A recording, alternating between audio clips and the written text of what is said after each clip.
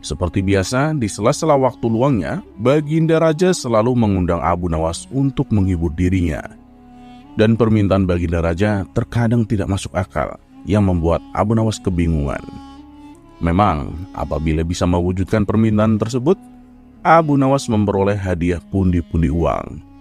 Tapi bila dia tidak berhasil ataupun menolak permintaannya, Abu Nawas akan mendapatkan hukuman, seperti yang terjadi pada kisah berikut ini. Diceritakan Baginda Raja mendapat hadiah seekor ikan yang indah dari sahabatnya yang berada di negeri seberang. Dengan senang hati Baginda Raja menerimanya dan menaruhnya di sebuah kolam taman istana.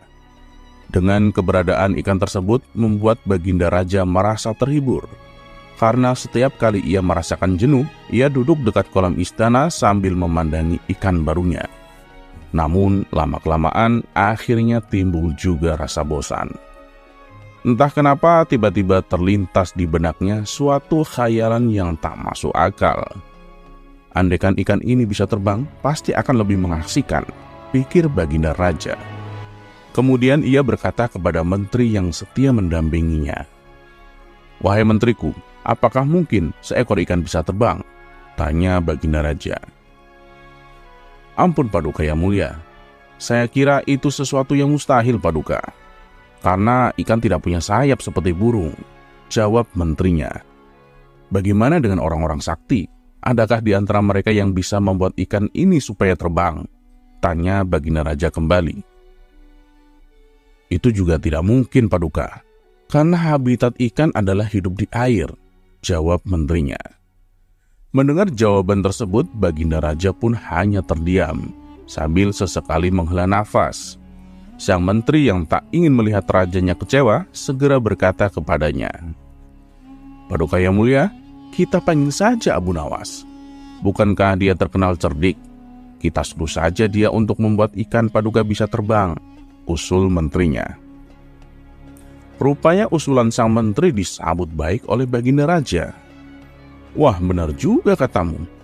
Cepat panggil Abu Nawas kemari," titah Baginda Raja.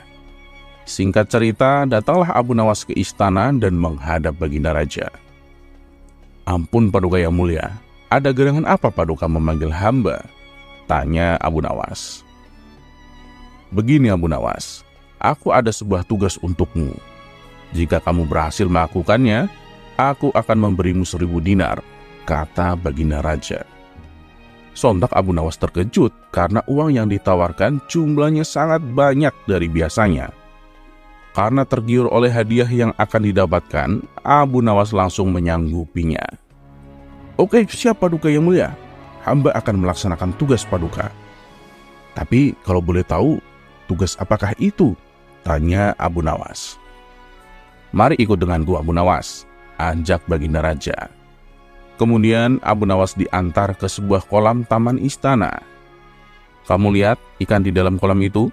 Aku ingin supaya ikan itu bisa terbang," kata Baginda Raja. "Maksud Paduka, saya disuruh membuat ikan bisa terbang?" tanya Abu Nawas keheranan. "Benar Abu Nawas, itulah tugas yang harus kamu lakukan," timpal Baginda Raja. Seketika wajah Abu Nawas langsung pucat pasi. Keringat dingin keluar dari tubuhnya. "Kenapa kau diam saja Abu Nawas? Ayo lakukan tugasmu sekarang. Kamu kan sudah menyatakan kesanggupanmu. Ingat, apabila kamu menolak atau tidak berhasil menjalankan tugasmu, maka kamu akan dihukum," tegas Baginda Raja. "Ampun Paduka yang mulia, berilah hamba waktu seminggu Paduka," pinta Abu Nawas. Baginda Raja pun menyetujuinya dan mempersilahkan Abu Nawas untuk pulang. Sesampainya di rumah, Abu Nawas menghabiskan waktunya hanya dengan melamun meratapi nasib. Ia terus memikirkan bagaimana caranya supaya bisa lolos dari hukuman. Karena tak kunjung mendapatkan solusi, hampir saja Abu Nawas putus asa dan pasrah dengan hukuman yang akan diterimanya. Di saat itulah muncul ide cemerlang yang membuatnya tersenyum bahagia. Dengan membawa kertas ukuran kecil berbentuk sayap, ia pun segera ke istana menghadap Baginda Raja. "Bagaimana Abu Nawas? Apakah kau sudah siap?" tanya Baginda Raja. "Sudah Paduka yang mulia," jawab Abu Nawas. Maka mereka berdua pun menuju kolam di mana ikan itu berada. Sementara para menteri istana menjadi heboh. Mereka penasaran dengan yang akan Abu Nawas lakukan. "Luar biasa Abu Nawas, pasti mempunyai ilmu sihir dia," celetuk salah satu menterinya. Setelah sampai di kolam istana, Abu Nawas mengambil ikan tersebut dan menempelnya dengan kertas berbentuk sayap. "Hei Abu Nawas, untuk apa itu?" tanya Baginda Raja heran. "Ini Paduka, ini adalah sayap ajaib Paduka. Hewan apapun bila ditempel dengan sayap ini, pasti akan bisa terbang," ujar Abu Nawas. Para menteri istana yang ikut hadir bertambah takjub mendengarnya. Ketika semua mata tertuju kepadanya, Abu Nawas segera melemparkan ikannya ke udara. Sesaat ikan itu terlihat seperti terbang, namun ia langsung kembali turun ke bawah dan jatuh tepat mengenai batu di tanah. Ikan tersebut pun akhirnya mati. Melihat hal itu, Baginda Raja menjadi murka. "Hei Abu Nawas, kau bukan hanya gagal membuat ikan itu terbang, tapi kau telah menewaskan ikanku," hardik Baginda Raja. Karena sudah menyiapkan jawaban, Abu Nawas terlihat tenang. "Tunggu dulu Paduka, bukankah Paduka tadi lihat sendiri ikan itu sudah sempat terbang ke atas?" jawab Abu Nawas. "Iya, tapi ikan saya jatuh dan mati," protes Baginda Raja. "Ya, itu bukan salah saya Paduka. Ingat apa yang Paduka perintah kepada saya. Paduka hanya menyuruh saya untuk membuat ikan itu terbang. Tapi Paduka lupa, tidak menyuruh saya untuk mengajari ikan itu supaya bisa mendarat dengan selamat," ujar Abu Nawas. Baginda Raja pun geleng-geleng kepala mendengar jawaban cerdik dari Abu Nawas. Kali ini Baginda Raja mengalami dua kerugian. Ia kehilangan ikan kesayangannya, dan ia juga harus memberi hadiah kepada Abu Nawas. Dan Abu Nawas pun pulang dengan membawa 1000 dinar.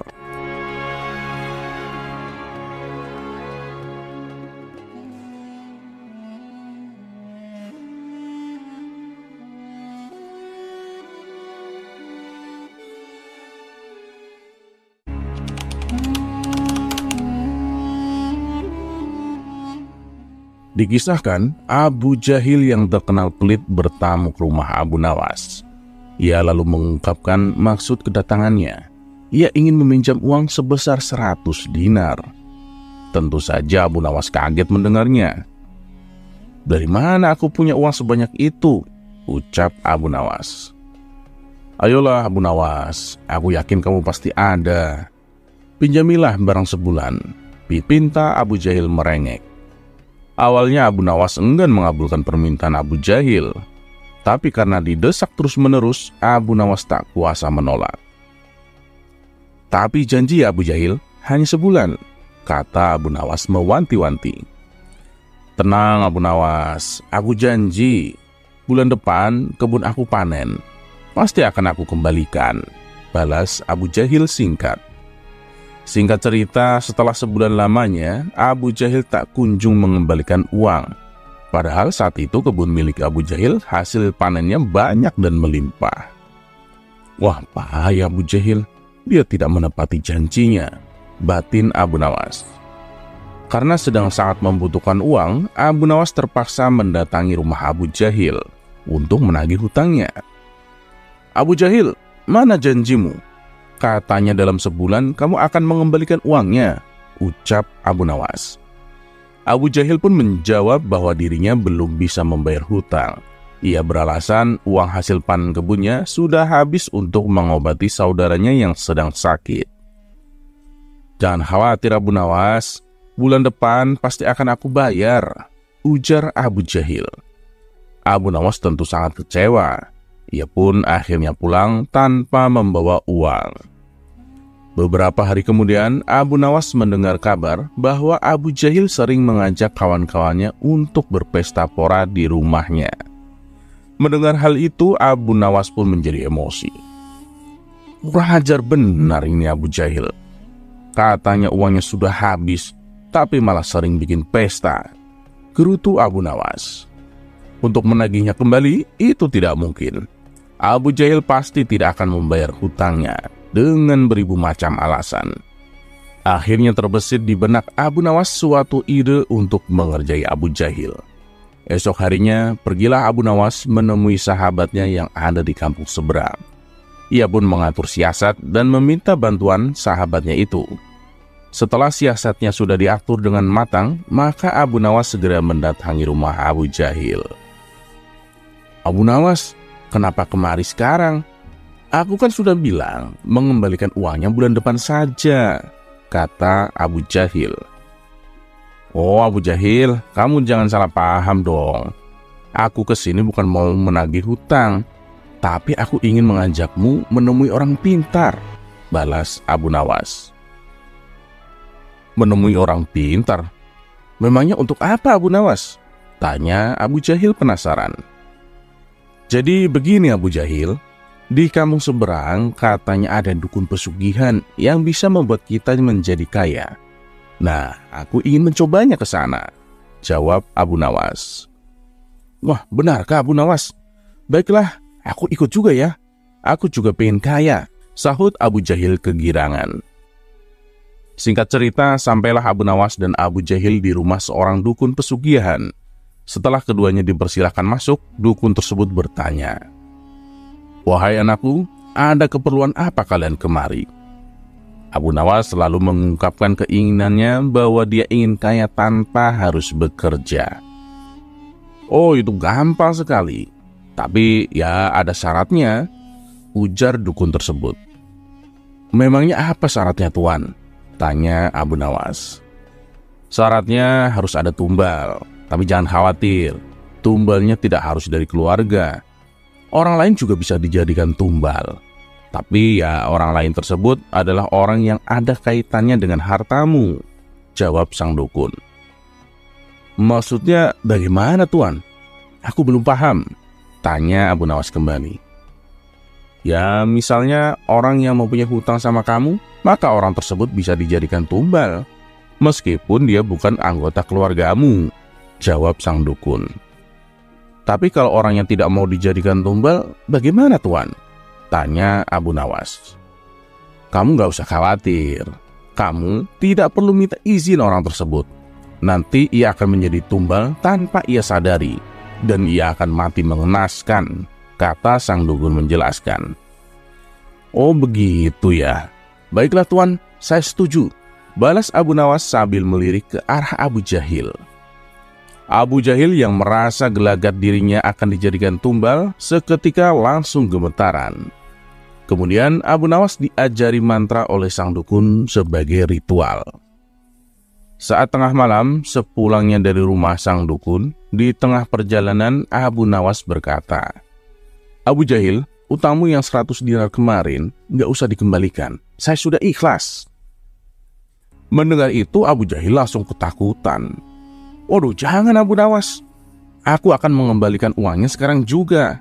Nanti setelah kita sampai di rumah, aku akan langsung mengembalikannya," sahut Abu Jahil ketakutan. "Loh, bukannya kemarin kamu bilang uangmu sudah habis?" goda Abu Nawas. "Anu Abu Nawas, uang masih banyak. Aku kemarin itu cuma bohong sama kamu," ucap Abu Jahil. Akhirnya hari itu juga Abu Jahil langsung mengembalikan uang yang ia pinjam dari Abu Nawas. Usut punya usut, ternyata dukun yang didatangi Abu Nawas dan Abu Jahil adalah sahabatnya Abu Nawas. Abu Nawas dan sahabatnya itu sengaja mengatur siasat tersebut supaya Abu Jahil segera melunasi hutangnya.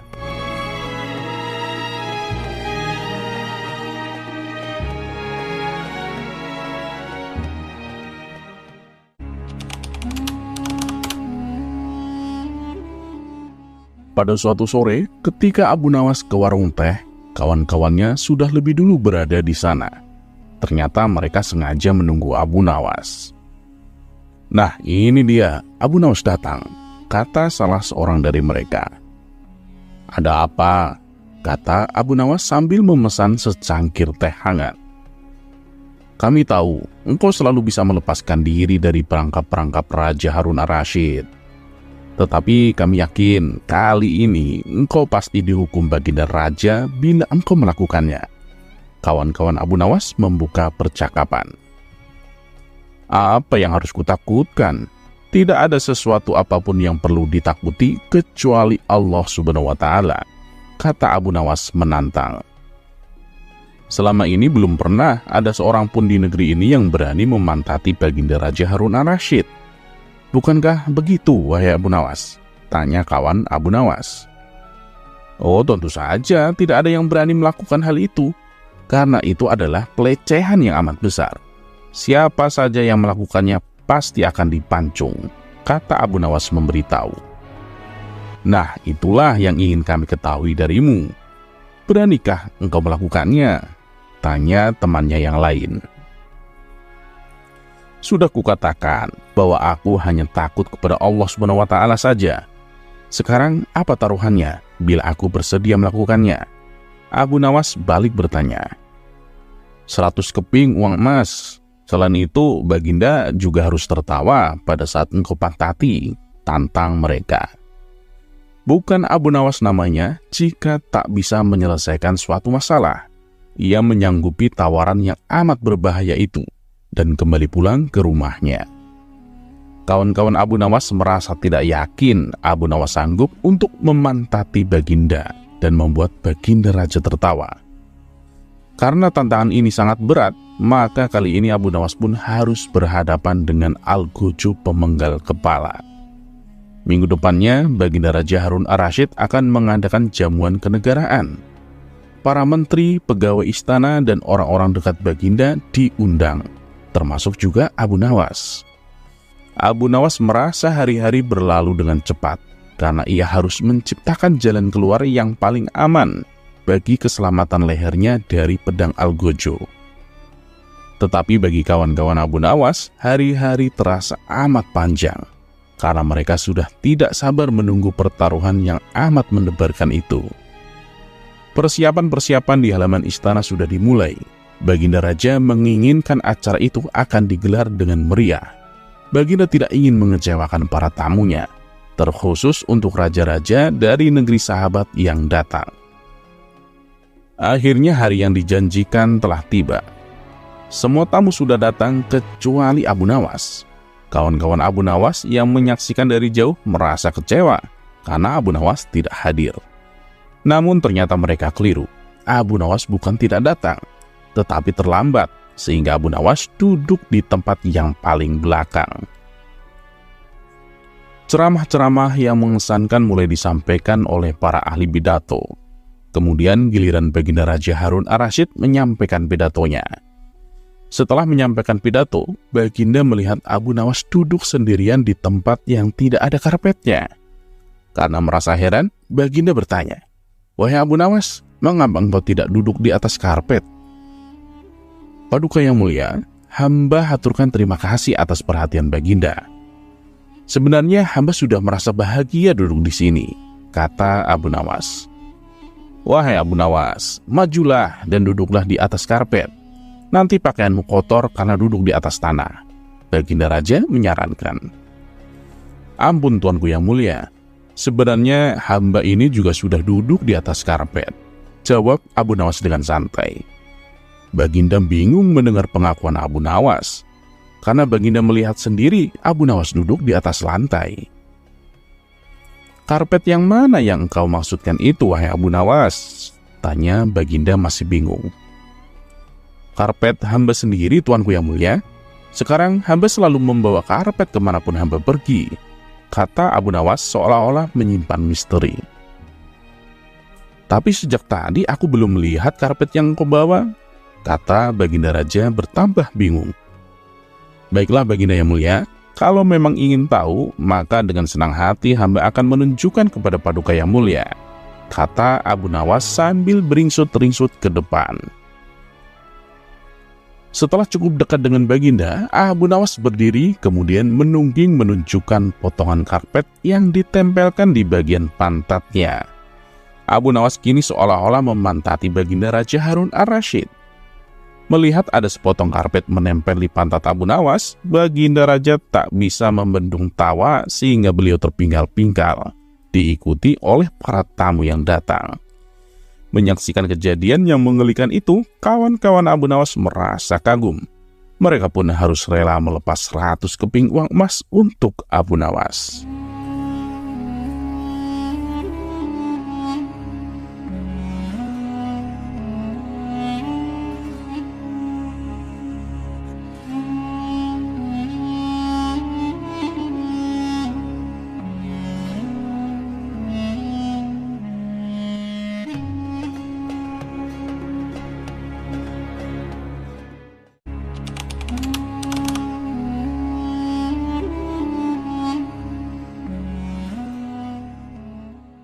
Pada suatu hari, Baginda Raja Harun ar-Rasyid memanggil Abu Nawas menghadap ke istananya. Setelah Abu Nawas tiba di istana, dengan tersenyum, Baginda Raja menyambutnya dan kemudian berkata kepada Abu Nawas, "Wahai Abu Nawas, akhir-akhir ini perutku sering sakit. Tabibku mengatakan jika aku terkena gangguan angin." "Mohon ampun Baginda, apa yang kiranya bisa hamba bantu?" tanya Abu Nawas kepada Baginda Raja. Baginda Raja lalu menjawab, "Aku ingin agar kamu dapat menangkap angin untuk dipenjarakan, karena ia telah berani menggangguku, dan aku memberimu waktu selama 3 hari untuk membawa angin ke hadapanku," kata Baginda kepada Abu Nawas. Abu Nawas kemudian pergi meninggalkan istana untuk melaksanakan titah Baginda Raja. Namun ia sangat kebingungan dan berpikir bagaimana ia bisa menangkap angin untuk dipenjarakan, sedangkan angin merupakan sesuatu yang tidak dapat dilihat oleh kasat mata. Kali ini sungguh aneh permintaan Baginda, tiada henti-hentinya menjebak dirinya. Nampaknya kali ini Baginda akan berhasil mendapatkan celah untuk menghukum dirinya, pikir Abu Nawas. Tapi Abu Nawas tidak putus asa. Ia terus berpikir mencari jalan keluar, walaupun menangkap angin merupakan suatu pekerjaan mustahil, karena ia bukanlah suatu benda yang dapat disentuh dan sama sekali tidak dapat dilihat, meski keberadaannya ada di mana-mana. Sudah 2 hari berjalan sejak perintah Baginda, Abu Nawas belum juga berhasil menangkap angin, maupun menemukan cara untuk menangkapnya. Hingga hari ketiga, ketika ia sedang berjalan-jalan dengan hati yang hampir berserah diri menerima hukuman Baginda, tiba-tiba ia teringat akan kisah Aladin dan jinnya yang terkurung di dalam lampu ajaib. Abu Nawas pun menemukan ide yang akan menyelamatkan dirinya dari hukuman Baginda Raja. Ia sangat gembira, segera berlari pulang ke rumah mempersiapkan semua keperluan untuk menghadap sang Baginda Raja. Setelah semuanya siap, Abu Nawas langsung menuju ke istana untuk menghadap. Di sana Baginda Raja telah menunggu, ingin melihat hasil kerjanya. Baginda Raja langsung bertanya kepada Abu Nawas, "Wahai Abu Nawas, sudahkah engkau melaksanakan perintahku untuk menangkap dan memenjarakan angin?" "Sudah Baginda Raja," jawab Abu Nawas. "Coba perlihatkan, aku sangat ingin melihat hasil kerjamu," kata Baginda Raja. Abu Nawas kemudian menyerahkan sebuah botol kaca yang tertutup kepada Baginda Raja. Setelah menerima botol tersebut, Baginda kemudian bertanya kepada Abu Nawas, "Di mana angin itu? Aku tidak melihat apa-apa di dalam sini." Kemudian berkatalah Abu Nawas, "Ampun yang mulia Baginda Raja, angin tidaklah dapat dilihat dengan mata. Tetapi jika Tuanku Baginda ingin mengetahui keberadaannya, maka bukalah penutup botol itu." Tanpa pikir panjang, Baginda Raja langsung membuka penutup botol itu. Dan tiba-tiba ia mencium bau busuk yang keluar dari botol tersebut. Dengan nada yang marah, Baginda bertanya kepada Abu Nawas, "Hei Abu Nawas, bau apa yang keluar dari sini?" Dengan nada ketakutan, kemudian Abu Nawas menjawab, "Mohon ampun Baginda Raja, tadi hamba juga mengalami gangguan angin pada perut hamba. Dan ketika ia hendak keluar, maka hamba langsung memasukkannya ke dalam botol. Agar ia tidak melarikan diri, maka hamba segera memenjarakannya dengan menyumbat mulut botol itu untuk menutupnya." Mendengar penjelasan Abu Nawas, Baginda Raja tidak jadi memarahi dan menghukumnya, meski beliau telah diberi kentut oleh Abu Nawas, karena alasan yang diberikan cukup masuk akal untuk sebuah pekerjaan aneh. Abu Nawas kemudian pergi meninggalkan istana dengan hati gembira, karena ia telah lolos dari jebakan dan hukuman Baginda Raja.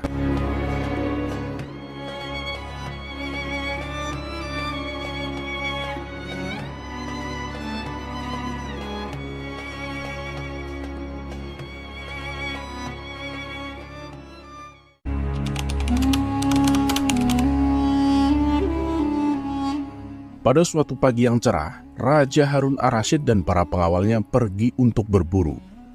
Namun belum lama mereka berjalan, tiba-tiba salah satu pejabat kerajaan bernama Abu Jahil datang dengan terengah-engah di atas kudanya dan berkata, "Baginda, Baginda, hamba mau mengusulkan sesuatu," kata Abu Jahil sembari mendekati sang raja.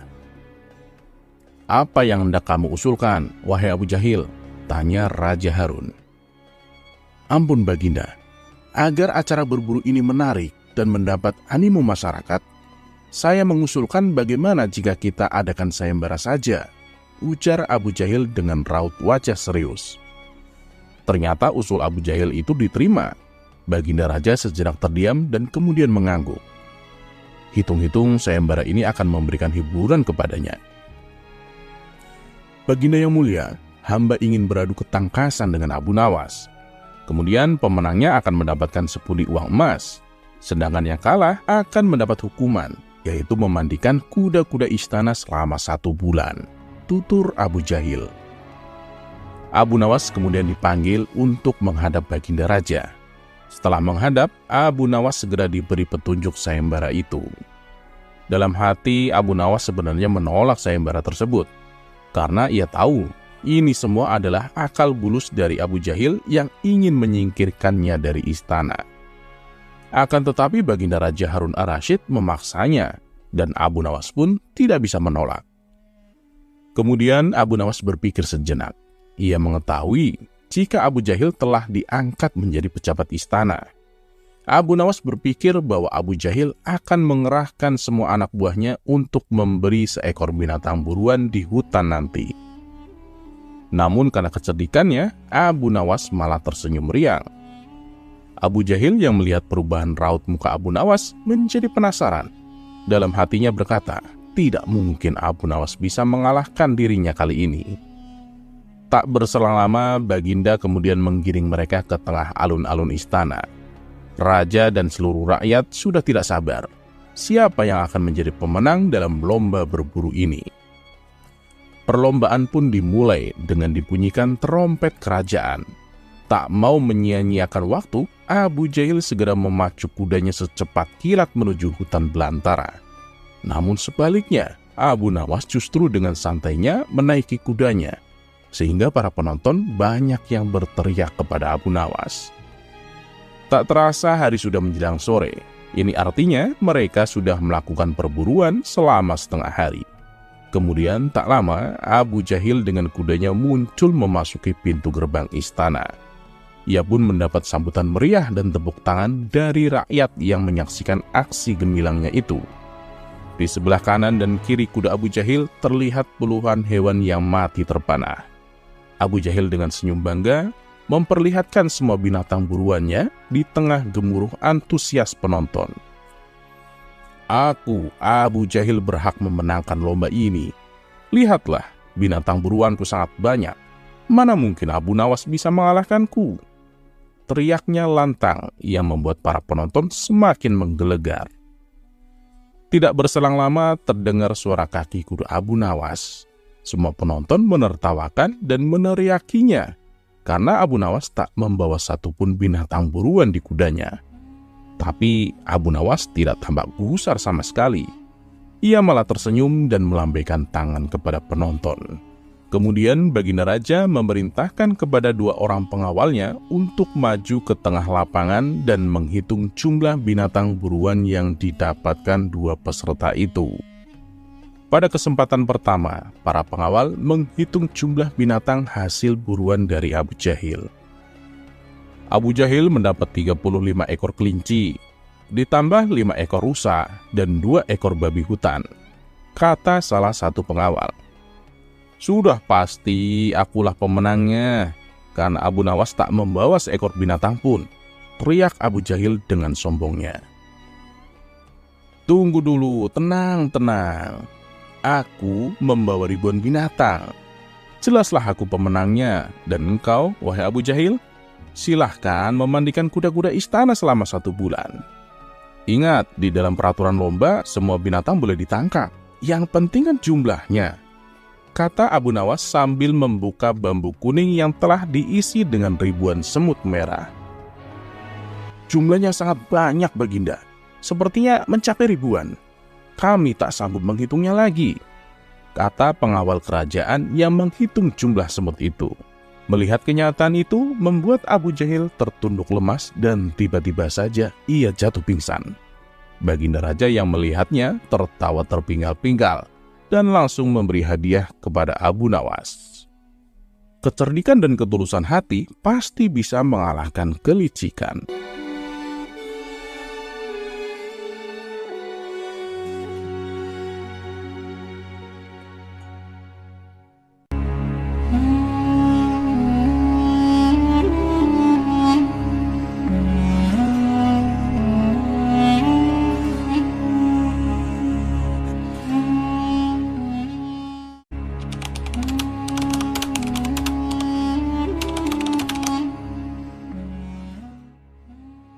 Sudah cukup lama rasanya Abu Nawas tidak berkunjung ke tempat Baginda Raja Harun ar-Rasyid. Kangen sih? Tidak. Persoalannya pundi-pundi emas Abu Nawas sudah mulai kosong. Hadiah dari Baginda Raja pun tak pernah lagi ia terima. Kondisi krisis ekonomi rumah tangga yang demikian tentu saja tidak boleh dibiarkan.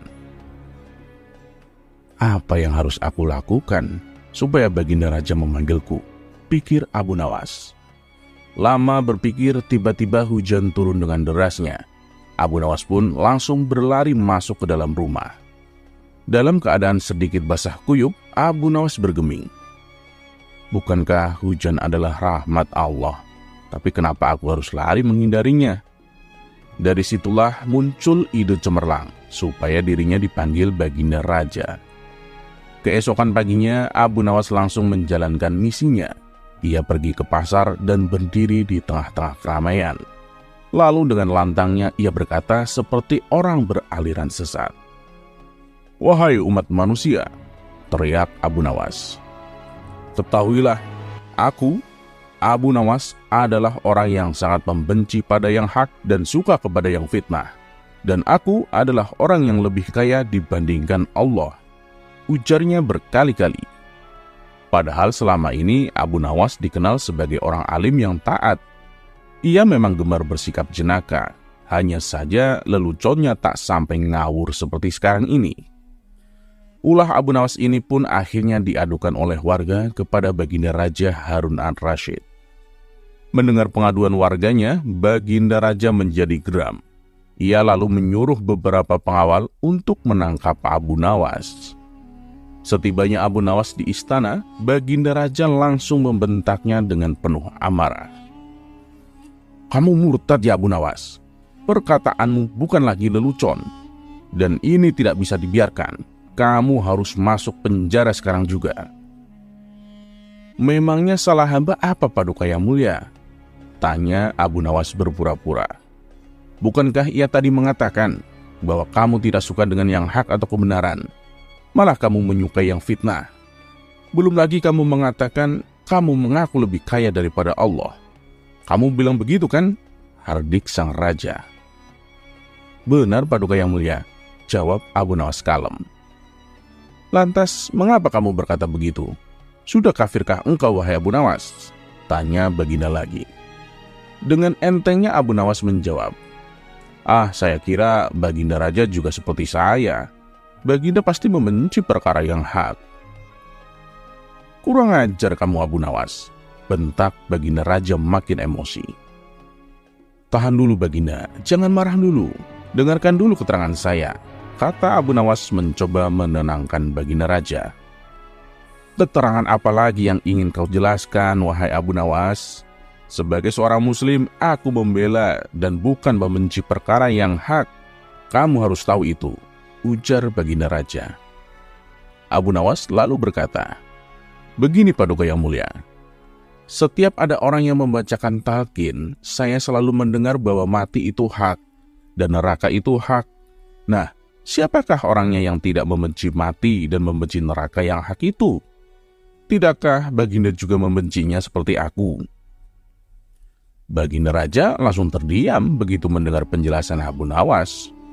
Ya tentu saja kematian dan neraka adalah hak, ujar Baginda Raja mengangguk-ngangguk. Tapi bagaimana dengan pernyataanmu yang menyukai fitnah? Tanya Baginda Raja ingin tahu. Bukan hanya saya Baginda, tapi Baginda pasti juga menyukai fitnah, jawab Abu Nawas. Baginda barangkali lupa bahwa di dalam Al-Quran disebutkan harta, benda, dan anak-anak kita adalah fitnah. Padahal Baginda juga menyenangi harta dan anak-anak seperti halnya saya. Benar begitu Baginda yang mulia? Lanjut Abu Nawas. Sekali lagi Baginda Raja hanya bisa mengangguk-ngangguk. Ya, memang begitu, ujar Baginda Raja membenarkan. Lalu bagaimana dengan pernyataanmu? Kamu mengaku lebih kaya daripada Allah. Apakah kamu sudah sinting? Kamu tahu kan kalau Allah itu maha kaya dan maha segala-galanya? Abu Nawas kembali menjelaskan, Baginda, anak adalah kekayaan. Baginda pasti tahu itu. Sedangkan Allah tidak mempunyai anak. Saya punya anak. Berarti saya lebih kaya daripada Allah. Karena Allah tidak beranak dan tidak diperanakan. Baginda Raja lagi-lagi hanya terdiam. Semua yang dikatakan Abu Nawas memang benar adanya, ujar Baginda Raja dalam hati. Ya, kamu memang benar Abu Nawas. Tetapi apa maksudmu berkata begitu di tengah pasar, sehingga membuat keonaran? Tanya Baginda Raja. Tujuan saya sih cuman biar ditangkap dan dihadapkan kepada Baginda yang mulia. Karena hanya inilah satu-satunya cara agar hamba bisa bertemu dengan Baginda, ujar Abu Nawas.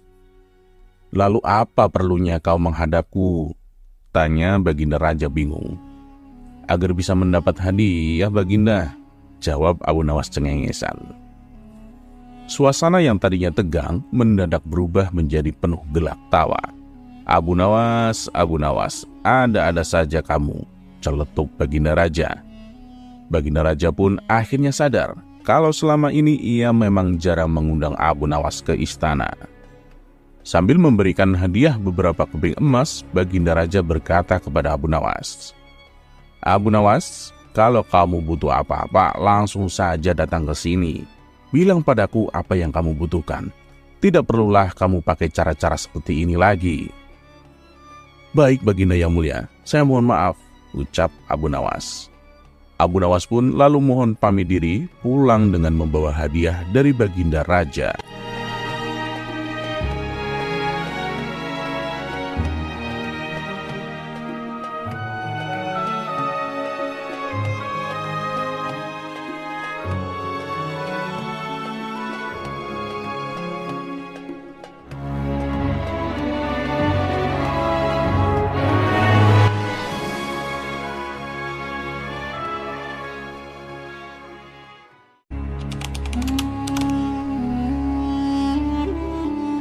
Siapa yang tak kenal dengan Abu Nawas, sosok sufi jenaka yang punya sejuta akal. Meskipun berulang kali dijebak Baginda Raja, namun ia selalu bisa lolos yang justru membuat malu Baginda Raja sendiri. Hal inilah yang membuat Baginda Raja semakin penasaran. Dan pada pertemuan kali ini akan menceritakan bagaimana Abu Nawas menghadapi fitnah karena dianggap beraliran sesat. Kisah ini bermula ketika Abu Nawas sedang nongkrong di warung bersama kawan-kawannya. Salah satu kawannya lalu bertanya, "Hei Abu Nawas, menurutmu apakah makan pada siang hari bisa membatalkan puasa?" Abu Nawas menjawab, "Masa kayak gitu saja kalian tidak tahu? Ya tentu saja puasanya batal lah." "Oh begitu ya. Begini Abu Nawas, kamu kan terkenal cerdik. Adakah makanan yang bila dimakan tidak membatalkan puasa?" tanya kawan lainnya. "Ada, yaitu makanan asli langsung dari surga. Kalian bebas memakannya sampai kenyang," jawab Abu Nawas. "Itu sih mustahil Abu Nawas. Yang saya tanyakan makanan yang di dunia ini," timbal kawannya. "Tentu saja ada, yaitu ayam bakar dan sop kambing. Tapi ada syaratnya, kalian memakannya saat dalam mimpi," balas Abu Nawas. Seketika itu mereka semua tertawa terpingkal-pingkal. Rupanya saat Abu Nawas berkata demikian terdengar oleh salah satu menteri istana yang kebetulan melintas di tempat itu. Ia pun segera melaporkannya kepada baginda raja. Paduka yang mulia, Abu Nawas telah berfatwa yang melanggar syariat Islam, kata sang menteri memberitahu. Memangnya apa yang dia katakan? Tanya baginda raja. Dia bilang kalau makan saat siang hari di bulan puasa tidak membatalkan puasa, Paduka, lapor sang menteri. Kurang ajar Abu Nawas, dia berani mempermainkan hukum agama, geram baginda raja. Ternyata sang menteri telah salah paham karena yang ia dengar tidak seutuhnya. Paduka yang mulia, saya punya cara untuk membuktikan kesesatan Abu Nawas. Dengan begitu, Paduka bisa langsung menghukumnya, kata sang menteri. Oh ya, apa rencanamu? Tanya baginda raja. Jadi saya akan berpura-pura mati dan suruh Abu Nawas untuk sholat jenazah. Biasanya orang yang beraliran sesat, sholatnya pasti beda dengan ajaran Islam, ujar sang menteri. Baik, saya setuju dengan rencanamu, sahut baginda raja. Pada keesokan harinya, rencana pun disusun dengan matang. Lalu dipanggillah Abu Nawas ke istana. Beberapa pengawal istana lalu mendatangi rumahnya Abu Nawas. Tuan Abu, Anda diperintah datang ke istana, kata salah satu pengawal. Memangnya ada kepentingan apa ya? Tanya Abu Nawas. Tuan Menteri meninggal, Tuan Abu, dan Tuan Abu disuruh datang untuk melayat, jawab si pengawal. Meninggal? Kalau tidak salah, kemarin saya lihat dia melintas di depan warung. Saat itu saya sedang ngobrol dengan kawan-kawanku, jadi aku tidak terlalu menghiraukannya. Ajal manusia memang tidak ada yang tahu, ujar Abu Nawas. Benar, Tuan Abu. Saya sendiri juga heran. Padahal kemarin saya lihat dia melaporkan Tuan Abu ke baginda raja karena dianggap beraliran sesat. Tapi sehari setelah itu, dia ternyata meninggal, timbal si pengawal. Sesat? Sesat bagaimana maksudnya? Tanya Abu Nawas. Tuan Menteri bilang kalau Tuan Abu menghalalkan makan di siang hari saat bulan puasa, kata si pengawal memberitahu. Oh, ya sudahlah, orangnya juga sudah mati toh. Ayo kita ke istana sekarang, ajak Abu Nawas. Singkat cerita, sampailah Abu Nawas ke istana. Ketika ia memasuki aula kerajaan, terlihat sosok jenazah di dalam keranda. Tapi yang membuat Abu Nawas curiga, kenapa kerabat keluarga sang menteri tidak ada yang hadir, terutama istri dan anak-anaknya. Kemudian baginda raja menyuruh Abu Nawas untuk segera mensolati jenazah sang menteri. Mari Paduka, kita sholat bersama-sama saja, ajak Abu Nawas. Kamu saja Abu Nawas, aku sudah mensolatinya, tolak baginda raja. Ini tidak seperti biasanya. Padahal setiap kali ada pejabat istana yang meninggal, baginda raja pasti sholat jenazah bersamaku, kata Abu Nawas dalam hati. Hal ini membuatnya semakin bertambah curiga. Pasti ada sesuatu yang tidak beres, pikir Abu Nawas. Akhirnya Abu Nawas pun sholat jenazah sendirian. Dan tiba-tiba saat ia sholat jenazah, Abu Nawas menambahkan ruku dan sujud. Setelah selesai menjalankan sholat jenazah, baginda raja pun kemudian berkata, Hei Abu Nawas, kenapa kau menambah ruku dan sujud? Itu menyalahi aturan agama. Dengan entengnya, Abu Nawas pun membalas, saya tahu Paduka, tapi dosa menteri ini sangat banyak. Dosanya tidak akan terampuni kalau cara sholat jenazahnya biasa saja. Coba Paduka Raja pikirkan, dia telah memfitnah saya beraliran sesat, padahal dia tidak mendengarnya secara utuh. Kemudian Abu Nawas menjelaskan duduk permasalahan yang sebenarnya. Mendengar hal itu, Tuan Menteri yang berpura-pura mati langsung bangkit berdiri. Kurang ajar kau, Abu Nawas. Justru kamu yang dosanya sangat banyak, bentak Tuan Menteri. Lihatlah Paduka, jenazahnya hidup kembali, teriak Abu Nawas sambil berlari berpura-pura ketakutan. Sementara baginda raja spontan tertawa terpinggal-pinggal dengan ulah Abu Nawas ini.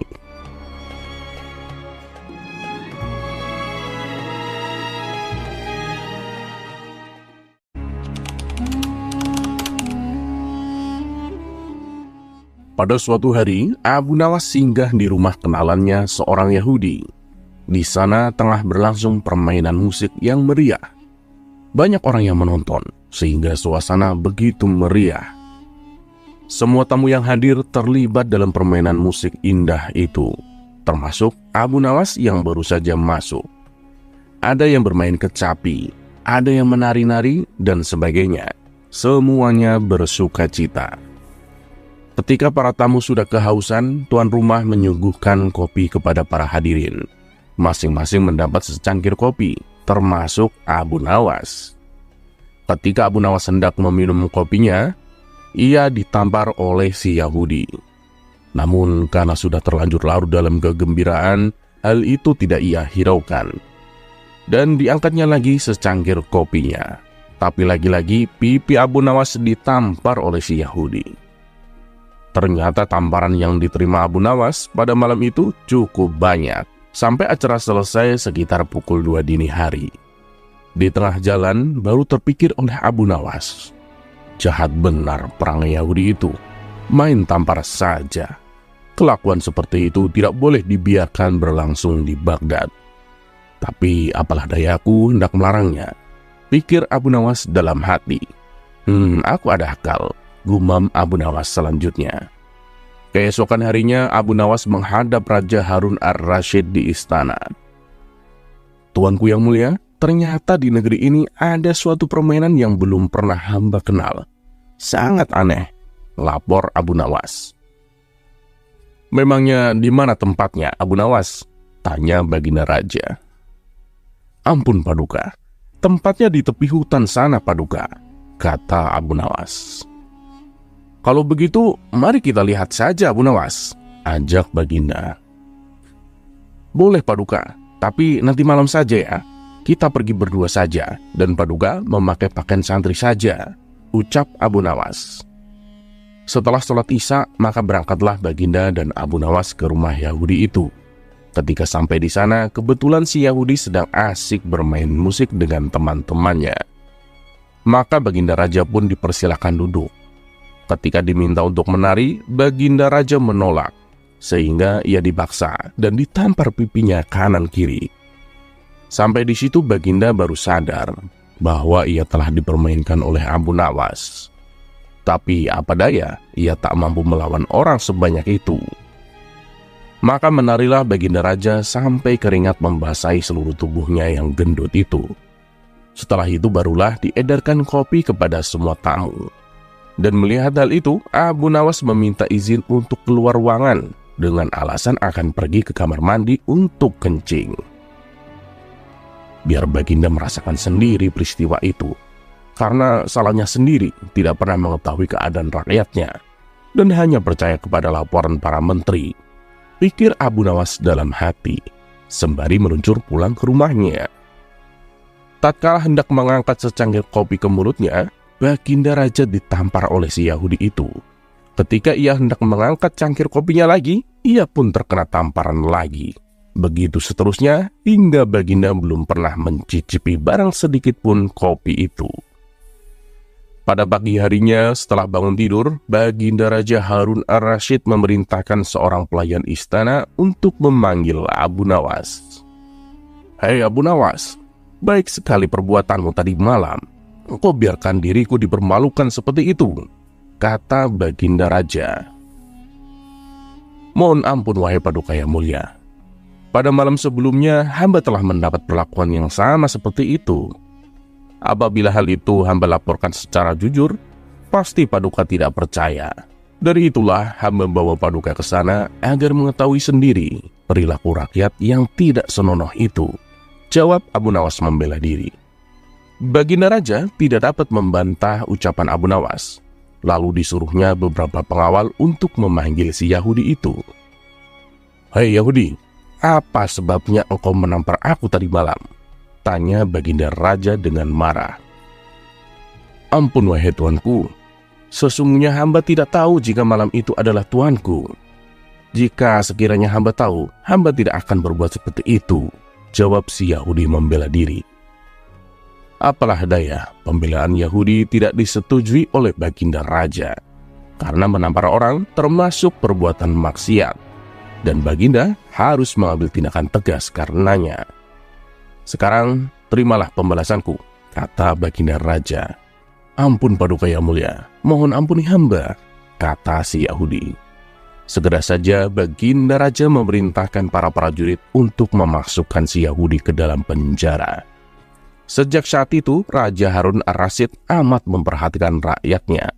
Ia berterima kasih atas laporan yang diberikan oleh Abu Nawas tersebut. Abu Nawas pun berkata, menjadi pemimpin itu jangan sampai hanya duduk di belakang meja, ongkang-ongkang menerima laporan dari para wakilnya. Sekali-kali turunlah ke lapangan, agar mengetahui dengan kepala sendiri keadaan rakyatnya sendiri. Atau barangkali sering-seringlah untuk turun ke lapangan.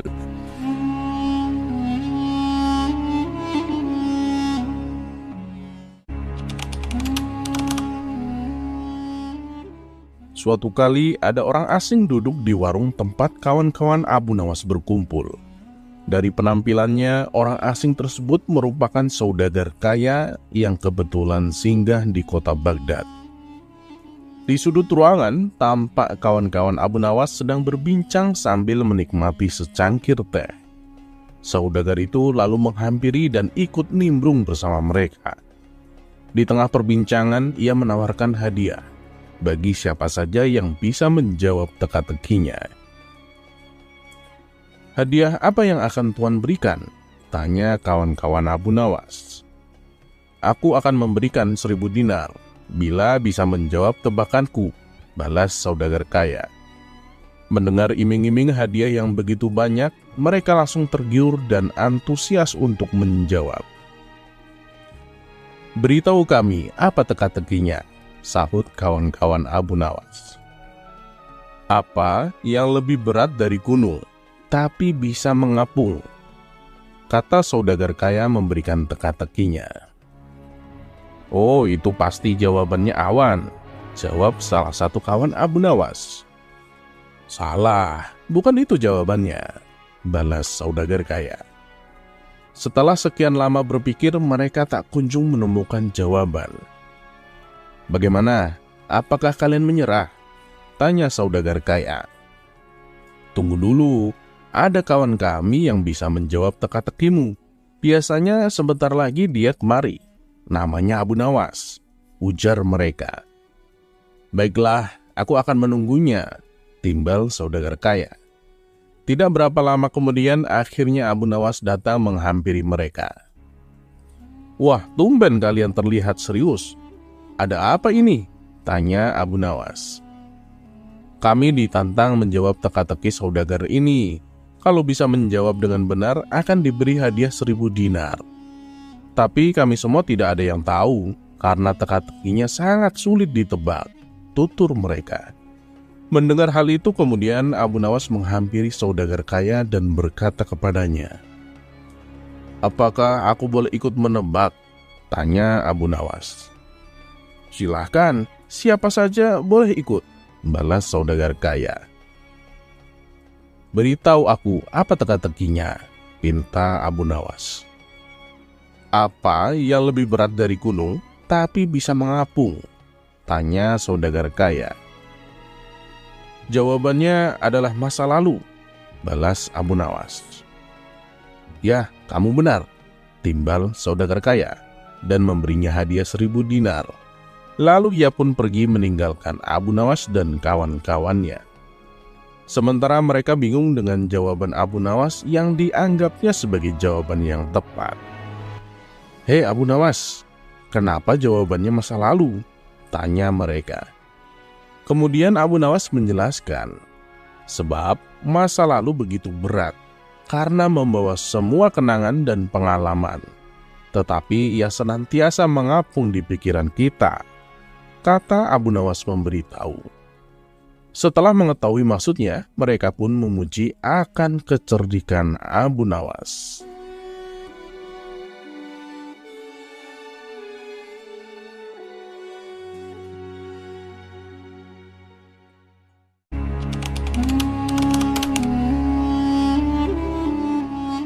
Ada-ada saja permintaan Baginda Raja. Tujuannya sih bagus, ingin membuat rakyatnya bahagia. Tapi kalau caranya tidak masuk akal, tentu hal ini akan membuat pusing orang yang disuruhnya. Siapa lagi kalau bukan Abu Nawas. Suatu hari sang raja mengadakan sayembara menangkap matahari. Hal ini didasari oleh keluhan masyarakatnya yang merasakan betapa panas teriknya matahari kala itu. Hingga memasuki waktu yang ditentukan, tak ada seorang pun yang menyatakan kesanggupannya menangkap matahari. Sang raja pun lalu langsung menunjuk si cerdik Abu Nawas untuk menangani hal ini. Cepat panggil Abu Nawas kemari, ada tugas penting yang harus dia lakukan. Perintah baginda raja kepada beberapa pengawalnya. Singkat cerita, datanglah Abu Nawas menghadap baginda raja. "Ampun Paduka yang mulia, ada gerangan apa Paduka memanggil hamba?" tanya Abu Nawas. "Begini Abu Nawas, beberapa hari ini saya mendapatkan banyak pengaduan dari rakyatku," jawab baginda raja. "Kalau boleh tahu, apa pengaduan mereka Paduka yang mulia? Barangkali hamba bisa membantu Paduka," balas Abu Nawas. "Akhir-akhir ini mereka mengeluh dengan panasnya terik matahari. Katanya panasnya kali ini tidak seperti biasanya. Hal ini sudah membuat mereka tidak kuat berlama-lama bekerja di ladang," tutur baginda raja. "Lalu menurut Paduka sendiri, apa solusinya?" tanya Abu Nawas. "Saya punya ide Abu Nawas. Bagaimana kalau matahari ditangkap saja? Dan orang yang pantas untuk melakukan pekerjaan itu adalah kamu," ujar baginda raja. Mendengar perintah baginda raja, Abu Nawas langsung tertunduk lemas. "Apa tidak ada cara lain Paduka? Misalnya mereka diliburkan dulu bekerja di ladang," kata Abu Nawas mengusulkan. "Oh, tidak bisa Abu Nawas. Kalau mereka libur berladang, lalu mereka mau makan apa? Jalan satu-satunya, matahari harus ditangkap," balas baginda raja. Abu Nawas hanya terdiam. Dalam hati ia berkata, "Tidak mungkin matahari bisa ditangkap. Itu pekerjaan yang mustahil untuk dilakukan." Namun karena ini adalah titah baginda raja, mau tidak mau Abu Nawas harus menerimanya. "Sekarang kamu pulang dulu Abu Nawas, dan besok kamu harus kembali ke sini untuk menangkap matahari. Kalau kamu tidak bisa melakukannya, kamu akan menerima hukuman dariku," titah baginda raja. Setibanya di rumah, Abu Nawas terus memikirkan cara supaya ia bisa lepas dari hukuman. Ia terus memutar otaknya hingga tengah malam. "Lebih baik aku sholat isya dulu, nanti aku malah ketiduran," pikir Abu Nawas. Ia pun lalu menuju kolam untuk mengambil air wudhu. Saat ia hendak mengambil air, bayangan dirinya ada di dalam air tersebut. Disitulah akhirnya Abu Nawas mendapatkan ide. "Akhirnya aku menemukan jalan keluar," ucap Abu Nawas kegirangan. Esok paginya dengan wajah ceria, Abu Nawas pergi ke istana menghadap baginda raja. "Hei Abu Nawas, apakah kamu sudah siap menangkap matahari?" tanya baginda raja. "Saya sudah siap Paduka, tapi saya minta disediakan peralatan untuk menangkapnya," jawab Abu Nawas. "Memangnya apa yang kau butuhkan Abu Nawas? Katakan padaku," balas baginda raja. "Saya meminta ember yang berisi air dan juga kantong besar yang tidak bocor," pinta Abu Nawas. Setelah peralatan dipersiapkan, Abu Nawas mengajak salah satu menteri ke tengah lapangan. "Kamu lihat kan matahari itu?" kata Abu Nawas sambil menunjuk bayangan matahari yang berada di dalam ember berisi air. "Nah, sekarang akan aku masukkan ke dalam kantong ini," ucap Abu Nawas sambil memasukkan air yang berada di dalam ember. Sang menteri lantas menghadap ke baginda raja untuk mengkonfirmasi kebenaran pekerjaan yang sudah dilakukan Abu Nawas. Sang raja tentu belum percaya, sebab panas matahari masih terasa menyengat.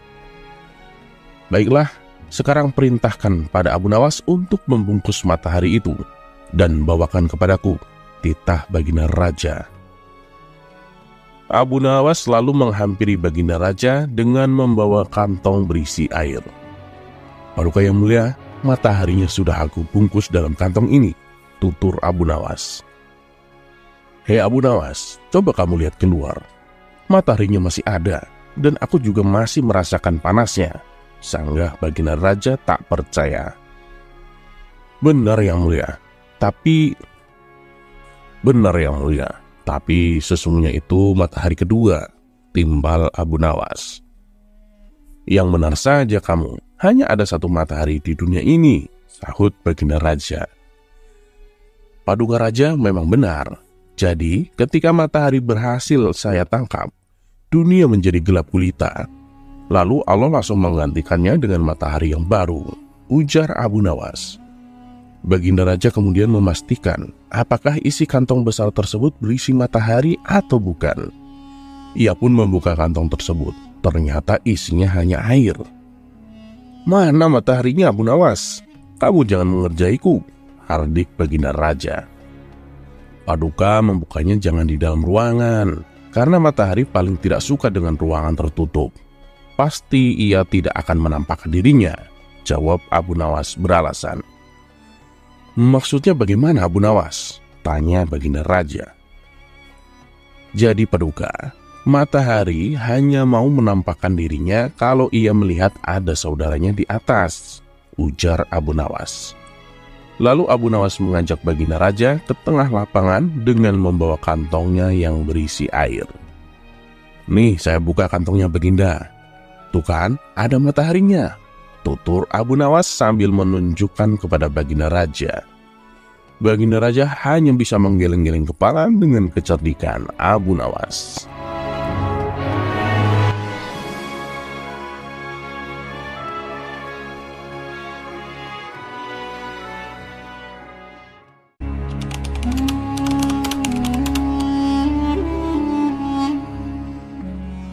Dikisahkan ada seorang pemuda berandalan yang suka mabuk-mabukan.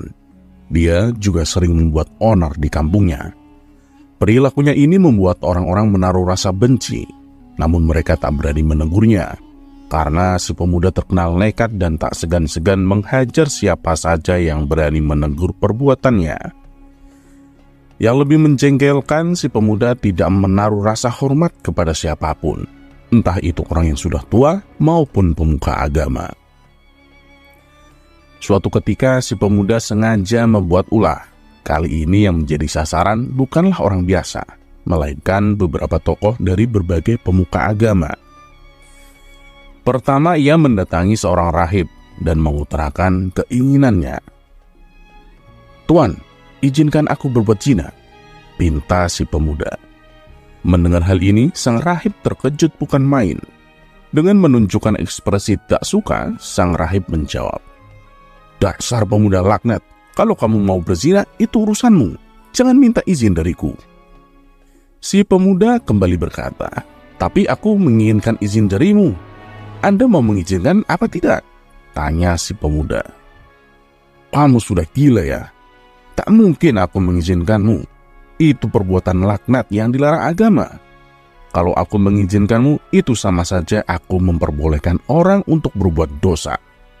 Balas sang rahib dengan tegas. Tanpa diduga, si pemuda langsung melayangkan pukulan tepat mengenai wajah sang rahib. Tentu saja hal ini membuat sang rahib jatuh tersungkur dan merintih kesakitan. Si pemuda lalu pergi meninggalkannya. Aku akan coba mendatangi Tuan Pendeta. Aku ingin tahu apa jawabannya, pikir si pemuda. Ia pun langsung pergi ke rumah sang pendeta. Sesampainya di sana, si pemuda kembali mengutarakan keinginannya. Tuan Pendeta, izinkan aku berbuat zina, pinta si pemuda. Sang pendeta pun tak kalah terkejutnya dengan sang rahib. Sesaat sang pendeta terdiam. Kalau ia melarangnya, pasti si pemuda akan marah dan ia akan babak belur dihajarnya. Karena sang pendeta tahu kalau si pemuda itu terkenal jahat dan kejam. Oleh sebab itulah sang pendeta sangat berhati-hati menjawabnya. Wahai anakku, kenapa engkau tidak menikah saja? Tentu itu akan lebih baik bagimu, tutur sang pendeta menyarankan. Menikah? Aku tak mau menikah. Aku masih ingin menikmati masa mudaku, ujar si pemuda. Mendengar hal itu, sang pendeta terlihat kebingungan. Jawaban apa lagi yang harus ia katakan supaya si pemuda tidak marah? "Bagaimana Tuan Pendeta? Tuan mau mengizinkan aku berbuat zina atau tidak?" tanya si pemuda sekali lagi. Hati sang pendeta menjadi berkecamuk. Kalau sampai ia mengizinkan, sama saja ia memperbolehkan orang untuk berbuat zina. Tapi kalau ia tidak mengizinkannya, si pemuda pasti akan marah dan memukulinya. "Wahai anakku, aku sangat sayang kepadamu. Tidaklah engkau tahu siksa api neraka itu sangat pedih. Aku tak ingin kamu masuk ke dalamnya hanya karena keinginanmu itu," kata sang pendeta menasehati. "Maksudmu apa? Mati saja belum sudah bicara tentang neraka. Ini kamu mau mengizinkan aku atau tidak?" tanya si pemuda mulai emosi. "Maafkan aku, wahai anakku. Dengan berat hati, aku tak berani mengizinkan itu. Semata-mata karena aku sangat sayang kepadamu. Aku tak ingin kamu dimurkai oleh Tuhan," balas sang pendeta. Tiba-tiba wajah sang pendeta dihajar oleh si pemuda. Sang pendeta pun langsung jatuh tersungkur ke tanah. "Bilang saja kalau kamu tidak mengizinkan. Tidak usahlah berbelit-belit seperti itu," tugas si pemuda emosi. Setelah itu, si pemuda lantas pergi meninggalkan sang pendeta. Beberapa hari kemudian, kedua peristiwa tersebut membuat gempar warga. Perbuatan si pemuda ini mendapat kecaman warga dan tak sedikit yang mengutuk perilakunya. Akan tetapi, si pemuda malah menjadi bertambah beringas, sehingga ia semakin ditakuti warga. Suatu kali teman si pemuda berkata kepadanya, "Hei kawan, kenapa tidak kau utarakan keinginanmu itu kepada Abu Nawas? Kalau jawabannya membuatmu jengkel, kamu pukul saja dia, seperti yang kau lakukan kepada rahib dan pendeta. Dengan begitu kamu pasti akan lebih ditakuti," kata kawannya mengusulkan. Mendengar hal itu, si pemuda menjadi tertarik. "Wah, benar juga katamu. Baik, besok aku akan ke rumah Abu Nawas," ucap si pemuda. Pada esok harinya, si pemuda berangkat menuju rumah Abu Nawas. Setibanya di sana, si pemuda mendapati Abu Nawas sedang duduk santai di depan rumah. "Tuan Abu, boleh saya masuk? Ada yang ingin saya tanyakan," pinta si pemuda. "Oh, silahkan, masuklah kemari," balas Abu Nawas. Si pemuda lalu menghampiri Abu Nawas dan duduk di sampingnya. "Ada apa? Apa yang ingin kau tanyakan?" tanya Abu Nawas. "Begini Tuan Abu, aku ingin berbuat zina. Apakah Anda akan mengizinkannya?" kata si pemuda. Abu Nawas hanya tersenyum mendengar ucapan si pemuda. "Tenang, aku akan mengizinkanmu. Tapi sebelumnya, kamu harus menjawab 3 pertanyaanku," ujar Abu Nawas. "Silahkan, apa yang ingin Tuan tanyakan kepadaku?" ucap si pemuda. "Kalau dia sampai bertanya tentang siksa neraka, aku akan langsung memukul kepalanya," pikir si pemuda. Pertanyaan pertama, "Apa kamu rela kalau ibumu disetubui oleh seorang pemabuk dan pembuat onar?" tanya Abu Nawas. "Wah, tentu saja tidak rela. Dan aku akan mencegahnya dengan cara apapun," jawab si pemuda. "Nah, begitu juga dengan orang lain. Mereka tidak akan rela bila ibu mereka disetubui oleh orang sepertimu," tutur Abu Nawas. "Sekarang pertanyaan yang kedua. Bila kelak nanti kamu punya seorang putri, apa kamu rela kalau anak putrimu disetubui oleh seorang pemabuk dan pembuat onar?" tanya Abu Nawas. "Tentu saja tidak terima, Tuan Abu. Saya tidak rela bila putri saya berzina dengan orang seperti itu," jawab si pemuda. Nah, orang lain pun demikian. Mereka tidak terima dan tidak akan rela bila hal ini terjadi pada putrinya, tutur Abu Nawas. Sekarang pertanyaan yang ketiga. Apa yang akan kamu lakukan bila kamu meminjamkan barang kepada orang lain dan barang itu sangat berharga bagimu? Akan tetapi orang yang meminjam barang berhargamu justru malah merusaknya dan mengotorinya, tanya Abu Nawas. Kalau ini aku sangat marah. Aku akan menghajarnya habis-habisan. Bisa jadi aku akan membunuhnya dengan cara yang paling sadis, jawab si pemuda. Abu Nawas pun tersenyum mendengar jawaban si pemuda. Kemudian Abu Nawas berkata kembali, "Gini ya, tubuh kamu, nyawa kamu, sejatinya adalah milik Allah yang berharga, yang Allah percayakan kepadamu. Tapi bila kamu mengotori dan merusaknya dengan perbuatan bejatmu, pastinya Allah juga akan murka, seperti yang tadi kau katakan. Lalu suatu saat nanti, bisa besok, bisa juga nanti malam, kau akan mati menghadap Allah. Sementara tubuh dan nyawa yang telah Allah titipkan, telah kau rusak dan kau kotori. Kira-kira apa yang akan Allah perbuat kepadamu?" tanya Abu Nawas. Suasana pun mendadak menjadi hening. Si pemuda terdiam cukup lama. Ia tak menyangka dengan 3 pertanyaan yang diajukan oleh Abu Nawas. Tak terasa air mata menetes membasahi kedua pipi si pemuda. Dengan menangis sesenggukan, si pemuda duduk bersimpuh di hadapan Abu Nawas. "Tuan Abu, saya tidak sanggup membayangkan siksa yang akan Allah berikan kepadaku. Kira-kira apakah Allah akan mengampuni segala dosaku bila aku bertobat?" tanya si pemuda. "Wahai anakku, Allah itu Maha Pengampun, lagi Maha Penyayang. Siapapun yang mau bertobat dan tidak akan mengulangi perbuatan bejatnya, Allah pasti akan menghapus semua dosa dan kesalahannya. Dan kamu juga harus meminta maaf kepada semua orang yang telah kamu zalimi," kata Abu Nawas menasehati. Berkat bimbingan dan nasihat Abu Nawas, si pemuda kini kembali ke jalan yang benar. Sifatnya yang dulu jahat dan kejam kini berubah menjadi pribadi yang ramah dan santun. Si pemuda tak lagi dibenci oleh masyarakat. Bahkan sebaliknya, ia kini dicintai dan disambut hangat oleh para warga.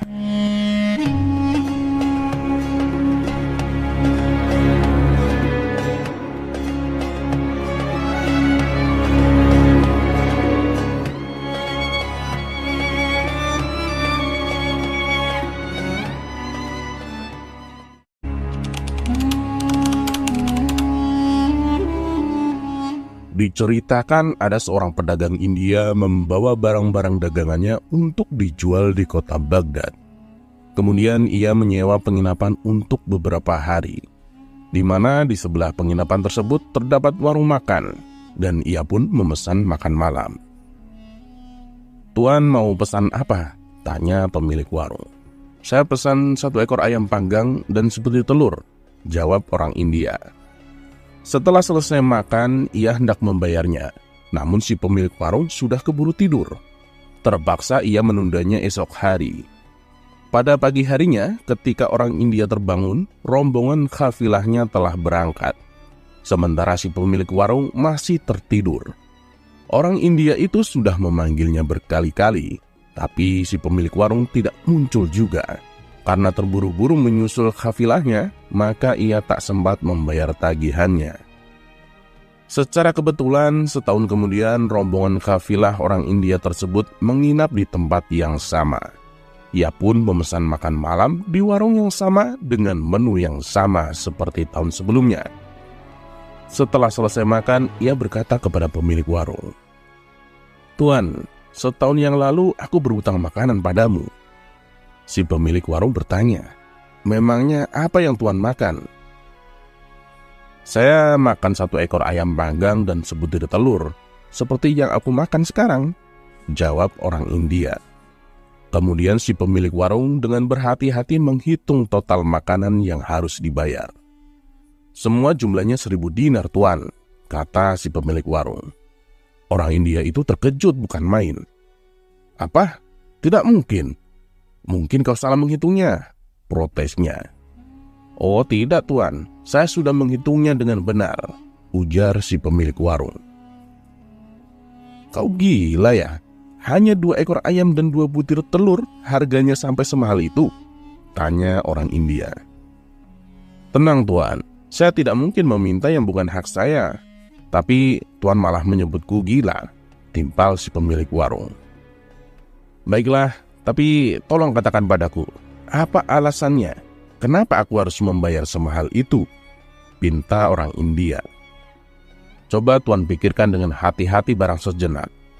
Tagihan itu berkaitan dengan tahun lalu, Tuan. Tuan makan seekor ayam dan sebutir telur. Jika ayam itu masih hidup, tentunya saya akan membuat ayam itu mengerami telurnya, sehingga telur itu pun menetas dan menghasilkan anak ayam. Dari anak ayam tersebut nantinya akan menghasilkan telur yang banyak. Kemudian telur itu akan menetas dan menghasilkan puluhan ekor ayam dan seterusnya. Semestinya saya sudah mempunyai ribuan ayam dan telur, Tuan. Tapi saya telah kehilangan keuntungan itu hanya karena untuk mengisi perut Tuan, kata si pemilik warung menjelaskan. Pertengkaran keduanya pun tak terelakkan, sehingga menarik perhatian kafilah yang ada. Setiap menit mereka mencoba menyudahi percekcokan kedua orang itu, tetapi tidak ada yang berhasil. Akhirnya diputuskan untuk meminta bantuan kepada hakim setempat. Ketika Tuan Hakim datang dan diceritakan masalahnya, ia justru mengeluarkan keputusan yang memihak kepada si pemilik warung. Yang dikatakan pemilik warung ada benarnya. Jadi kamu harus membayar 1.000 dinar, kata Tuan Hakim. Orang India yang sangat malang itu sangat bingung dan cemas. Ia tidak tahu apa yang harus dilakukan. Di saat itulah ternyata ada salah satu orang yang bersama rombongannya kenal dan berkawan dengan Abu Nawas. Orang itu tahu bahwa hanya Abu Nawas yang dapat memecahkan masalah ini. Maka ia pun berkata di hadapan orang-orang, "Saya akan panggil kawanku. Dia adalah seorang hakim kota. Nanti apapun keputusannya harus diterima," kata orang itu. Mereka pun setuju. Maka pergilah ia ke rumah Abu Nawas. Sesampainya di sana, di hadapan Abu Nawas, ia menceritakan masalahnya. "Baiklah, cepatlah kau kembali dan katakan kepada orang-orang, 1 jam lagi aku akan datang," tutur Abu Nawas. Setelah ia kembali, orang-orang mulai menunggu kedatangan Abu Nawas. Tapi sudah 1 jam berlalu, Abu Nawas tak kunjung datang. "Bagaimana ini? Mana hakim kota yang kau janjikan? Ini sudah 1 jam lebih, tapi dia belum datang juga," tanya mereka. "Sabar, mungkin sebentar lagi," jawab orang itu. Tidak berapa lama kemudian, akhirnya Abu Nawas pun datang. Ketika Abu Nawas menghampiri mereka, semua orang berdiri menyambutnya dengan penuh rasa hormat. Abu Nawas kemudian duduk dan memperkenalkan dirinya. "Tuan-tuan, maafkan atas keterlambatan saya. Seharusnya saya datang lebih awal. Tapi sewaktu saya hendak berangkat, ada tamu seorang petani datang untuk meminta nasihat. Kebetulan selain menjadi hakim, saya juga tahu banyak tentang ilmu pertanian. Jadi saya menyarankan kepada si petani supaya hasil pertanian gandumnya melimpah, alangkah baiknya sebelum biji gandum ditanam harus direbus terlebih dahulu," kata Abu Nawas menceritakan. Mendengar cerita Abu Nawas, hakim setempat dan orang-orang menjadi heran dan saling berbisik satu sama lain. "Sungguh aneh hakim ini, pasti orang gila," pikir mereka. Kemudian hakim setempat berkata kepada Abu Nawas, "Mana ada biji gandum yang sudah direbus bisa menghasilkan panen yang melimpah?" "Betul itu tidak mungkin dan sangat mustahil," timbal si pemilik warung. "Kalau kau anggap itu mustahil, apalagi dengan ayam dan telurmu yang sudah dimasak. Mana mungkin bisa berkembang biak sampai ribuan? Coba katakan padaku, mana yang lebih mustahil?" tanya Abu Nawas kepada si pemilik warung. Semua orang terkejut dengan jawaban telak Abu Nawas. Sementara si pemilik warung hanya terdiam dan tak berani berkata sepatah pun. Tuan Hakim setempat pun membenarkan apa yang diucapkan oleh Abu Nawas. "Anda benar, Tuan Abu. Ayam dan telur yang sudah dimasak tidak mungkin dapat berkembang biak," ujar Tuan Hakim. Akhirnya diputuskan bahwa orang India hanya membayar makanan sesuai dengan harga yang semestinya. Keduanya pun berdamai dan saling memaafkan.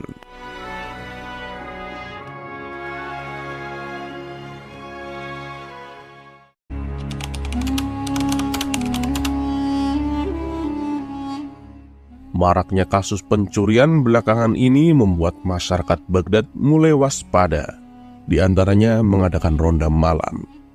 Hingga pada suatu malam, giliran Abu Nawas yang mendapat tugas ronda. Sialnya, orang-orang yang dijadwalkan piket bersamanya, tak ada satupun yang berangkat. Ada yang beralasan sakit, Ada pula yang beralasan karena sedang keluar kota. Terpaksalah Abu Nawas hanya seorang diri menjalankan tugas rondanya. Ia pun duduk sendirian di pos jaga sambil mengamati keadaan di sekelilingnya. Kala itu angin malam terasa dingin sampai menusuk tulang. Untungnya Abu Nawas membawa bekal selimut untuk menghangatkan badan. Setelah waktu menunjukkan tengah malam, Abu Nawas tak kuasa menahan rasa kantuknya. Dengan posisi telentang dan tangan kanan menutup mata, ia pun akhirnya ketiduran sampai menjelang pagi. Dan saat ia terbangun, ternyata para warga sudah berkumpul di hadapannya. "Ini semua salah Abu Nawas, dia harus bertanggung jawab," teriak salah satu dari mereka. Abu Nawas yang tak tahu menahu dengan yang telah terjadi menjadi bingung dan penasaran. "Weh, ada apa ini? Kenapa saya disalahkan?" tanya Abu Nawas. Kemudian mereka menceritakan bahwa tadi malam telah terjadi aksi pencurian. "Kamu dapat piket ronda, tapi malah enak-enakan tidur. Mana tanggung jawabmu?" tanya mereka penuh kecewa. Karena terus-menerus disalahkan, Abu Nawas akhirnya buka suara. "Tunggu dulu, siapa bilang aku ketiduran? Justru aku sudah mengejar pencurinya," protes Abu Nawas. "Mengejar pencuri? Dengan posisi telentang dan menutup mata dengan tanganmu, kau bilang mengejar pencuri? Mengejar bagaimana?" tanya mereka kesal. "Kalian jangan salah paham. Posisi tanganku menutup mata justru sedang menjaga matahari agar tidak terbit terlalu cepat, supaya aku berhasil menangkap pencurinya. Tapi kalian malah membangunkanku. Karena sekarang matahari sudah terbit, ya akhirnya si pencuri sudah kabur dan aku tidak berhasil mengejarnya," kata Abu Nawas beralasan. Kisah selanjutnya, Abu Nawas menggali lubang di bawah tempat tidur. Cara Abu Nawas menyadarkan orang-orang dari perbuatan kelirunya memang sangat unik dan berbeda dengan ulama pada umumnya, seperti yang terjadi pada kisah berikut ini. Diceritakan masyarakat Baghdad sedang ramai-ramainya mencari keberuntungan di tempat-tempat yang tak masuk akal, seperti menghuni di tempat angker sambil melakukan ritual. Ada pula yang mendatangi dukun-dukun sesat untuk meminta petunjuk. Hal ini tentu membuat Abu Nawas geram. Ia pun berniat menyadarkan mereka, tapi dengan cara yang unik. Abu Nawas kemudian membuat lubang besar tepat di bawah tempat tidurnya. Perilaku Abu Nawas ini sontak membuat para warga heran dan bertanya-tanya. Abu Nawas, apa yang sedang kau lakukan?" tanya mereka. "Aku sedang mencari keberuntunganku," jawab Abu Nawas. Para warga seketika tertawa mendengar jawaban Abu Nawas. "Mencari keberuntungan? Kenapa sampai menggali lubang di bawah tempat tidurmu?" tanya mereka dengan nada mengejek. "Aku kan hanya mengikuti cara kalian, mencari keberuntungan di tempat yang tak masuk akal. Jadi apa salahnya kalau mencari di tempat yang paling dekat denganku? Bukankah rezeki lebih dekat daripada nyawa? Kenapa harus jauh-jauh mencarinya?" ujar Abu Nawas. "Abu Nawas, tapi caramu itu justru membahayakan dirimu. Coba bayangkan, saat kamu bangun dari tidurmu, kamu bisa saja terjatuh dan masuk ke dalam lubang yang kamu gali sendiri," jelas mereka. "Lalu bagaimana dengan kalian? Kalian mencari keberuntungan dan menghuni tempat angker sambil melakukan ritual. Ada pula yang mendatangi dukun-dukun sesat. Kalau jatuhku ini sih masih mending, hanya terperosok ke dalam lubang tanah. Tapi kalian lebih berbahaya. Kalian akan jatuh ke dalam lubang kesyirikan yang akan membuat kalian kekal berada di dalam lubang api neraka," tutur Abu Nawas. Setelah mendengar penuturan Abu Nawas, mereka pun menyadari akan kekeliruannya dan memutuskan untuk menghentikan perbuatannya.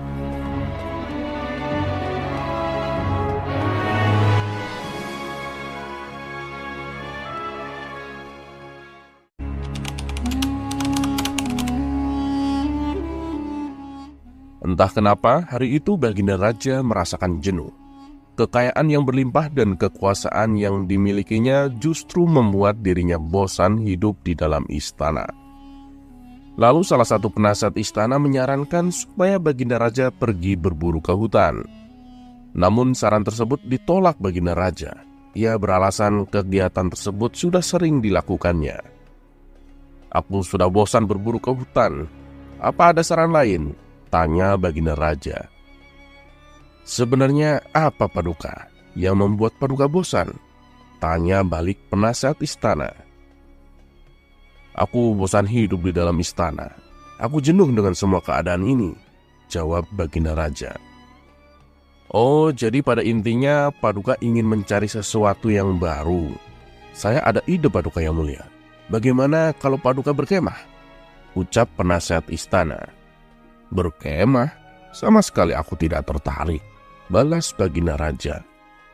"Begini Paduka yang mulia, supaya kegiatan berkemah Paduka berkesan, Paduka ajak serta Abu Nawas. Nanti Paduka tantang Abu Nawas sebuah permainan. Bukankah selama ini Paduka ingin supaya Abu Nawas kalah?" ucap penasehat istana. "Ya memang, tapi permainan apa yang ingin kau usulkan?" tanya Baginda Raja. Kemudian penasihat istana memberitahu tentang jenis permainan yang akan dilombakan. "Wah, ide kamu cemerlang juga ya. Kali ini pasti dia akan kalah. Baiklah, sekarang juga panggil Abu Nawas kemari," titah Baginda Raja.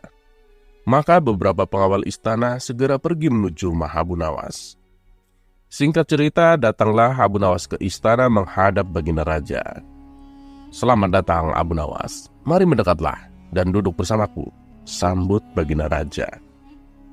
"Paduka sepertinya terlihat ceria." "Saya ikut bahagia Paduka," balas Abu Nawas. "Oh, tentu saja Abu Nawas. Karena saya ingin menantangmu sebuah permainan.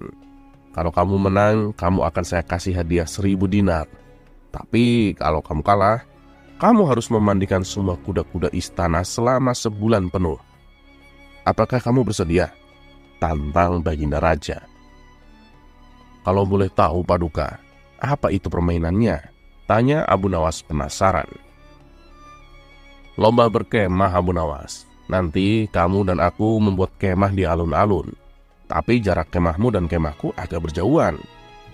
Siapa saja yang kemahnya didatangi tamu paling banyak, dialah pemenangnya," ucap Baginda Raja menjelaskan. Sejenak Abu Nawas terdiam. "Supaya orang-orang tertarik datang ke kemahku, aku akan bercerita yang membuat orang-orang tertawa. Dan aku pasti akan memenangkan permainan ini," pikir Abu Nawas dalam hati. "Baiklah Paduka yang mulia, saya siap menerima tantangan Paduka," balas Abu Nawas. "Bagus, nanti malam kita langsung mulai permainannya," timpal Baginda Raja. Setelah malam tiba, Abu Nawas dan Baginda Raja mulai sibuk membuat kemahnya masing-masing. Karena kemah Baginda Raja besar dan banyak hidangan, tentu saja banyak tamu yang berdatangan. Mulai dari rakyat jelata sampai pejabat istana berbondong-bondong bertamu ke kemah Baginda Raja. Sehingga di kemah Baginda Raja terlihat seperti sebuah pesta yang meriah. Semakin malam, semakin ramai orang berdatangan. Sedangkan kemah Abu Nawas yang tak jauh dari kemah Baginda Raja, tak ada satupun tamu yang datang. Bagaimana tamu mau datang? Kemahnya saja kecil. Belum lagi di kemah Abu Nawas tidak ada hidangan sama sekali. "Kalau begini caranya aku bisa kalah. Mana mungkin tamu mau datang untuk mendengarkan ceritaku. Mereka tentu lebih memilih untuk menyantap hidangan di kemah Baginda Raja," pikir Abu Nawas. Rencana awal Abu Nawas menjadi gagal total. Terpaksa ia harus memutar otaknya supaya bisa memenangkan permainan ini. Dan waktu pun sudah mulai menunjukkan hampir subuh. Itu bertanda permainannya akan segera berakhir. Tiba-tiba muncul ide cemerlang di benak Abu Nawas. Ia lalu mengambil korek api dan membakar kemahnya sendiri.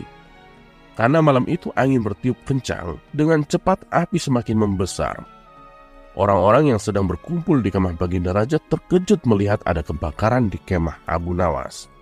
Mereka semua langsung menuju ke sana, bermaksud untuk menolong Abu Nawas. Baginda Raja sendiri ikut mendatanginya. Ia khawatir dengan keselamatan Abu Nawas. Kemah Baginda Raja yang tadinya penuh dengan tamu, kini menjadi kosong, tak seorang pun yang ada di situ. Karena mereka semua sedang berada di kemah Abu Nawas, termasuk Baginda Raja sendiri. Tidak berapa lama suara kumandang azan subuh pun terdengar.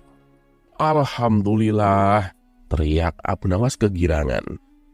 Melihat hal itu, orang-orang pun menjadi heran. Begitu juga dengan Baginda Raja. "Hai Abu Nawas, kamu sudah gila ya? Kemahmu kebakaran tapi kamu malah merasa senang," ucap Baginda Raja. "Oh, tentu saja Paduka yang mulia, karena saya memenangkan permainan ini," balas Abu Nawas. "Maksudmu bagaimana Abu Nawas?" tanya Baginda Raja kebingungan. "Coba lihatlah, semua tamu Paduka datang ke kemah saya," jawab Abu Nawas. Sejenak Baginda Raja mulai memahami maksud perkataan Abu Nawas. "Oh, tunggu dulu, belum tentu Abu Nawas. Karena semua tamu yang datang ke kemahmu jumlahnya sama dengan tamu yang datang ke kemahku.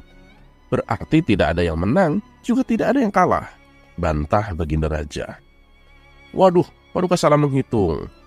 Bukankah Paduka juga datang kemari? Berarti jumlah tamu yang datang ke kemah saya lebih banyak, meskipun selisihnya cuma satu orang, yaitu Paduka sendiri," ujar Abu Nawas. Untuk kesekian kalinya Baginda Raja harus menerima kekalahannya. "Kamu memang cerdik Abu Nawas," ucap Baginda Raja. Lalu salah satu kawan Abu Nawas yang kebetulan ada di situ bertanya kepadanya, "Hei Abu Nawas, apa kamu tidak rugi? Kamu membakar kemahmu sendiri hanya untuk memenangkan permainan ini." Tapi dengan entengnya Abu Nawas menjawab, "Dengar ya kawan, harga kemahku itu cuma 10 dinar. Sedangkan hadiah yang akan aku dapatkan jika aku menang itu jumlahnya 1000 dinar. Kawannya itu pun langsung memuji kecerdikan Abu Nawas.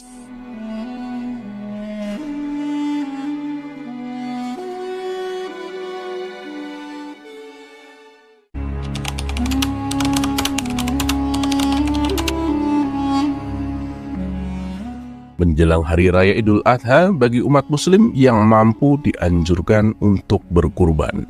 Begitu juga dengan Baginda Raja Harun ar-Rasyid. Ia berkurban ratusan unta dan kambing, lalu dibagikan kepada fakir miskin. Namun sayang, Baginda Raja tidak kuat bila melihat darah keluar, sehingga ia tak bisa menyaksikan langsung hewan-hewan kurbannya disembelih. Ketika sholat Id selesai dilaksanakan, orang-orang berbondong-bondong ke lapangan untuk menyaksikan prosesi penyembelihan hewan kurban. Sementara Baginda Raja memilih tetap duduk di dalam masjid. Melihat hal itu, Abu Nawas pun segera menghampirinya. "Paduka yang mulia, kenapa Paduka terlihat sedih? Ayo kita ke lapangan. Hewan kurbannya akan segera disembelih," ajak Abu Nawas. "Aku takut melihat darah Abu Nawas. Hal inilah yang membuatku sedih. Lebih baik aku duduk di sini saja," sahut Baginda Raja. "Oh, jadi itu alasannya," gumam Abu Nawas. Lalu terlintas di benaknya akan sebuah ide konyol untuk mengerjai Baginda Raja.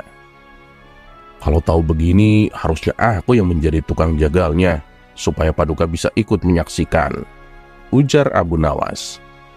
"Maksudnya bagaimana Abu Nawas?" tanya Baginda Raja bingung. "Saya bisa menyembelih kambing tanpa mengeluarkan darah Paduka," jelas Abu Nawas. "Tidak mungkin, itu hal yang mustahil," timbal Baginda Raja. "Tentu saja bisa Paduka, saya akan membuktikannya," kata Abu Nawas. "Baiklah, kalau kau memang bisa, aku akan memberimu hadiah 1 ekor unta. Tapi kalau kamu gagal, kamu akan mendapat hukuman. Bagaimana?" tantang Baginda Raja. "Oh, siap Paduka yang mulia," sahut Abu Nawas. Maka keduanya pun pergi keluar masjid dan berjalan menuju ke tengah lapangan. Sesampainya di sana, kemudian Abu Nawas mulai menggambar seekor kambing jantan yang gemuk. "Coba sebutkan hewan apa ini?" tanya Abu Nawas. "Itu seekor kambing jantan," jawab Baginda Raja.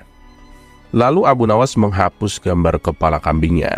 Tetapi setelah itu ia menggambar lagi kepala kambing yang terpisah dari badannya. Lihatlah Paduka, sekarang kambingnya telah aku potong tanpa mengeluarkan darah sedikit pun, ucap Abu Nawas. Melihat hal itu Baginda Raja pun tertawa terpinggal-pinggal.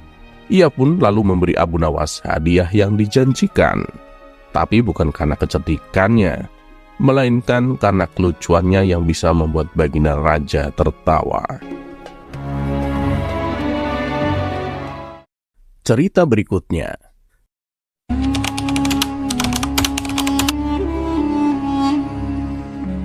Abu Nawas merupakan tokoh yang cerdas dan lucu yang dikenal di Timur Tengah. Suatu ketika Abu Nawas yang jomblo jatuh cinta kepada seorang gadis cantik jelita.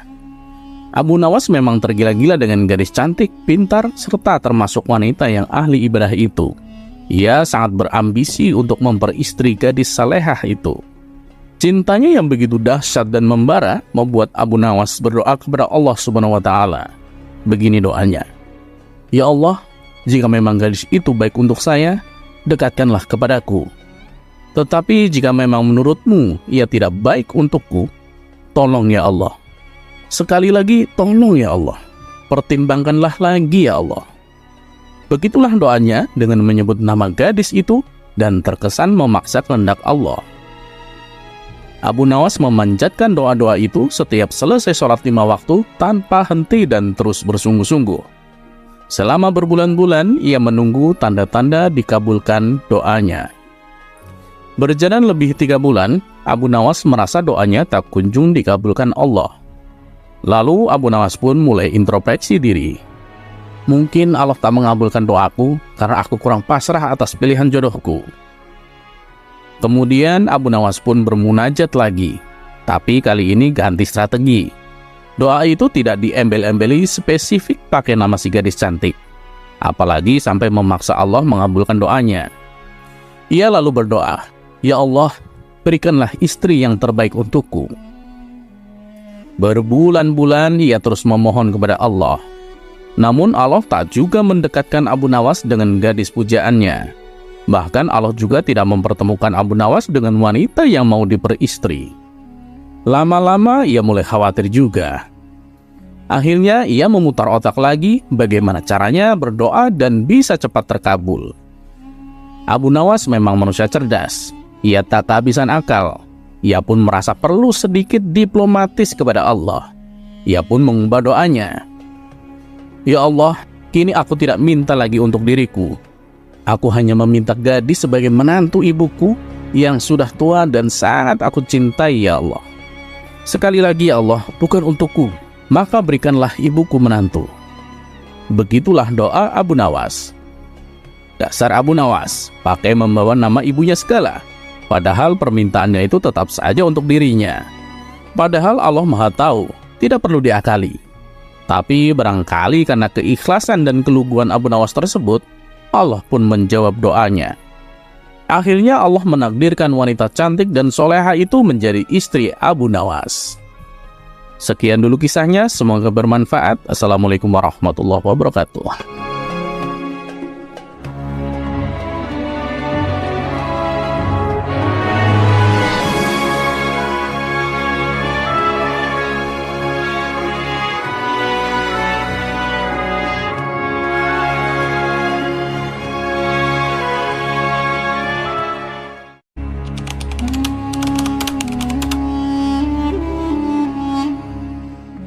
Suatu hari Abu Nawas pergi ke kota Basrah. Karena ia tak punya kenalan di tempat itu, maka ia menyewa sebuah penginapan untuk beberapa hari. Ternyata penginapan yang ia tempati, kondisinya sudah sangat tua dan rusak. Abu Nawas kemudian menemui pemilik penginapan tersebut. "Tuan, penginapan yang Tuan sewakan kepadaku sangat berbahaya. Langit-langit dan temboknya sering berdenyit, meskipun hanya terkena hembusan angin kecil," kata Abu Nawas. "Tenang Tuan, tidak ada yang perlu dikhawatirkan, karena penginapanku ini menyesuaikan usia bumi," balas si pemilik. "Maksud Tuan bagaimana?" tanya Abu Nawas tidak mengerti. Jadi begini Tuan, usia bumi yang kita tinggali ini kan sudah tua dan sangat rapuh. Tapi meski demikian, bumi ini masih terlihat kokoh dan kuat. Tak akan hancur sampai menunggu datangnya hari kiamat, ujar si pemilik beralasan.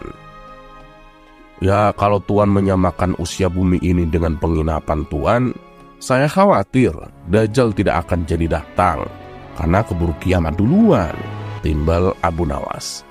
Abu Nawas pun pergi berlalu dan mencari penginapan yang lebih layak. Cerita berikutnya, dikisahkan ada sahabat Abu Nawas yang hidup dalam kemiskinan. Sehari kadang makan, sehari kadang puasa. Itu dikarenakan di rumahnya tidak ada persediaan makanan. Meskipun demikian, ia tak mengharap belas kasihan orang lain. Ia tak ingin orang tahu tentang keadaannya. Suatu hari ia merasakan lapar, tapi di rumah tidak ada makanan sama sekali. Untunglah ternyata masih ada sepotong roti dan keju. Ia pun langsung memakannya. Saat ia makan, sepihan keju kecil menempel di janggutnya tanpa ia sadari.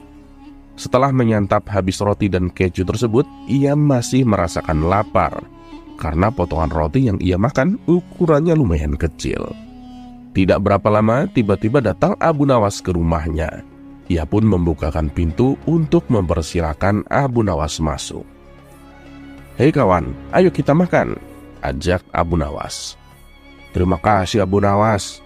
Alhamdulillah barusan aku sudah makan," balasnya. "Apa yang kamu makan?" tanya Abu Nawas. "Hari ini aku makan daging burung dara Abu Nawas," jawabnya berpura-pura. Abu Nawas tahu kalau kawannya itu berkata bohong untuk menutupi keadaan dirinya. Sekilas Abu Nawas melihat sisa keju kecil yang menempel di janggut kawannya. "Sebenarnya aku sudah tahu kalau kamu barusan saja makan daging burung dara," ujar Abu Nawas. "Bagaimana kau bisa tahu Abu Nawas?" tanya kawannya penasaran. "Ya, karena aku melihat kotoran burung dara di jenggotmu," celetuk Abu Nawas. Mendengar hal itu, kawan Abu Nawas segera memegangi jenggotnya. Ia pun menemukan potongan keju kecil yang menempel di jenggotnya. Menyadari dirinya ketahuan berbohong, keduanya pun tertawa terpingkal-pingkal. Kemudian Abu Nawas memberikan uang kepada kawannya itu. "Abu Nawas, uang yang kau berikan terlalu banyak. Janganlah berlebihan seperti ini. Aku tidak mau menerimanya," tolak kawannya. "Terimalah, ini hanya separuh dari hadiah yang aku dapatkan dari Baginda Raja," desak Abu Nawas. Kawannya pun mengucapkan syukur kepada Allah dan tak lupa berterima kasih kepada Abu Nawas.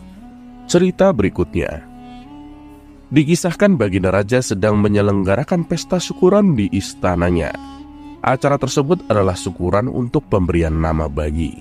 Dan pada acara kali ini, Baginda Raja sengaja tidak mengundang Abu Nawas.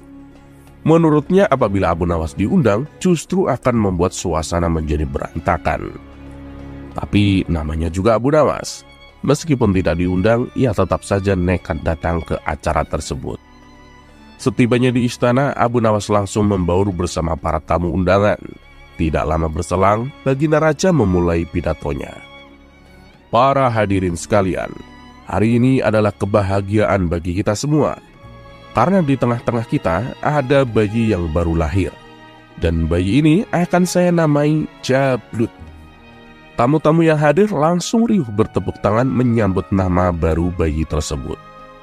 Namun tiba-tiba terdengar teriakan protes dari salah satu tamu undangan. "Jangan Paduka, jangan namai bayi itu dengan nama Jablut." Sontak Baginda Raja kaget mendengarnya. Dan ternyata orang yang berteriak tidak lain dan tidak bukan adalah Abu Nawas. Baginda Raja pun menjadi heran, bagaimana bisa Abu Nawas datang kemari? Tapi ya sudahlah, dengan nada sedikit emosi, Baginda Raja bertanya, "Kenapa kamu protes dengan nama yang aku berikan?"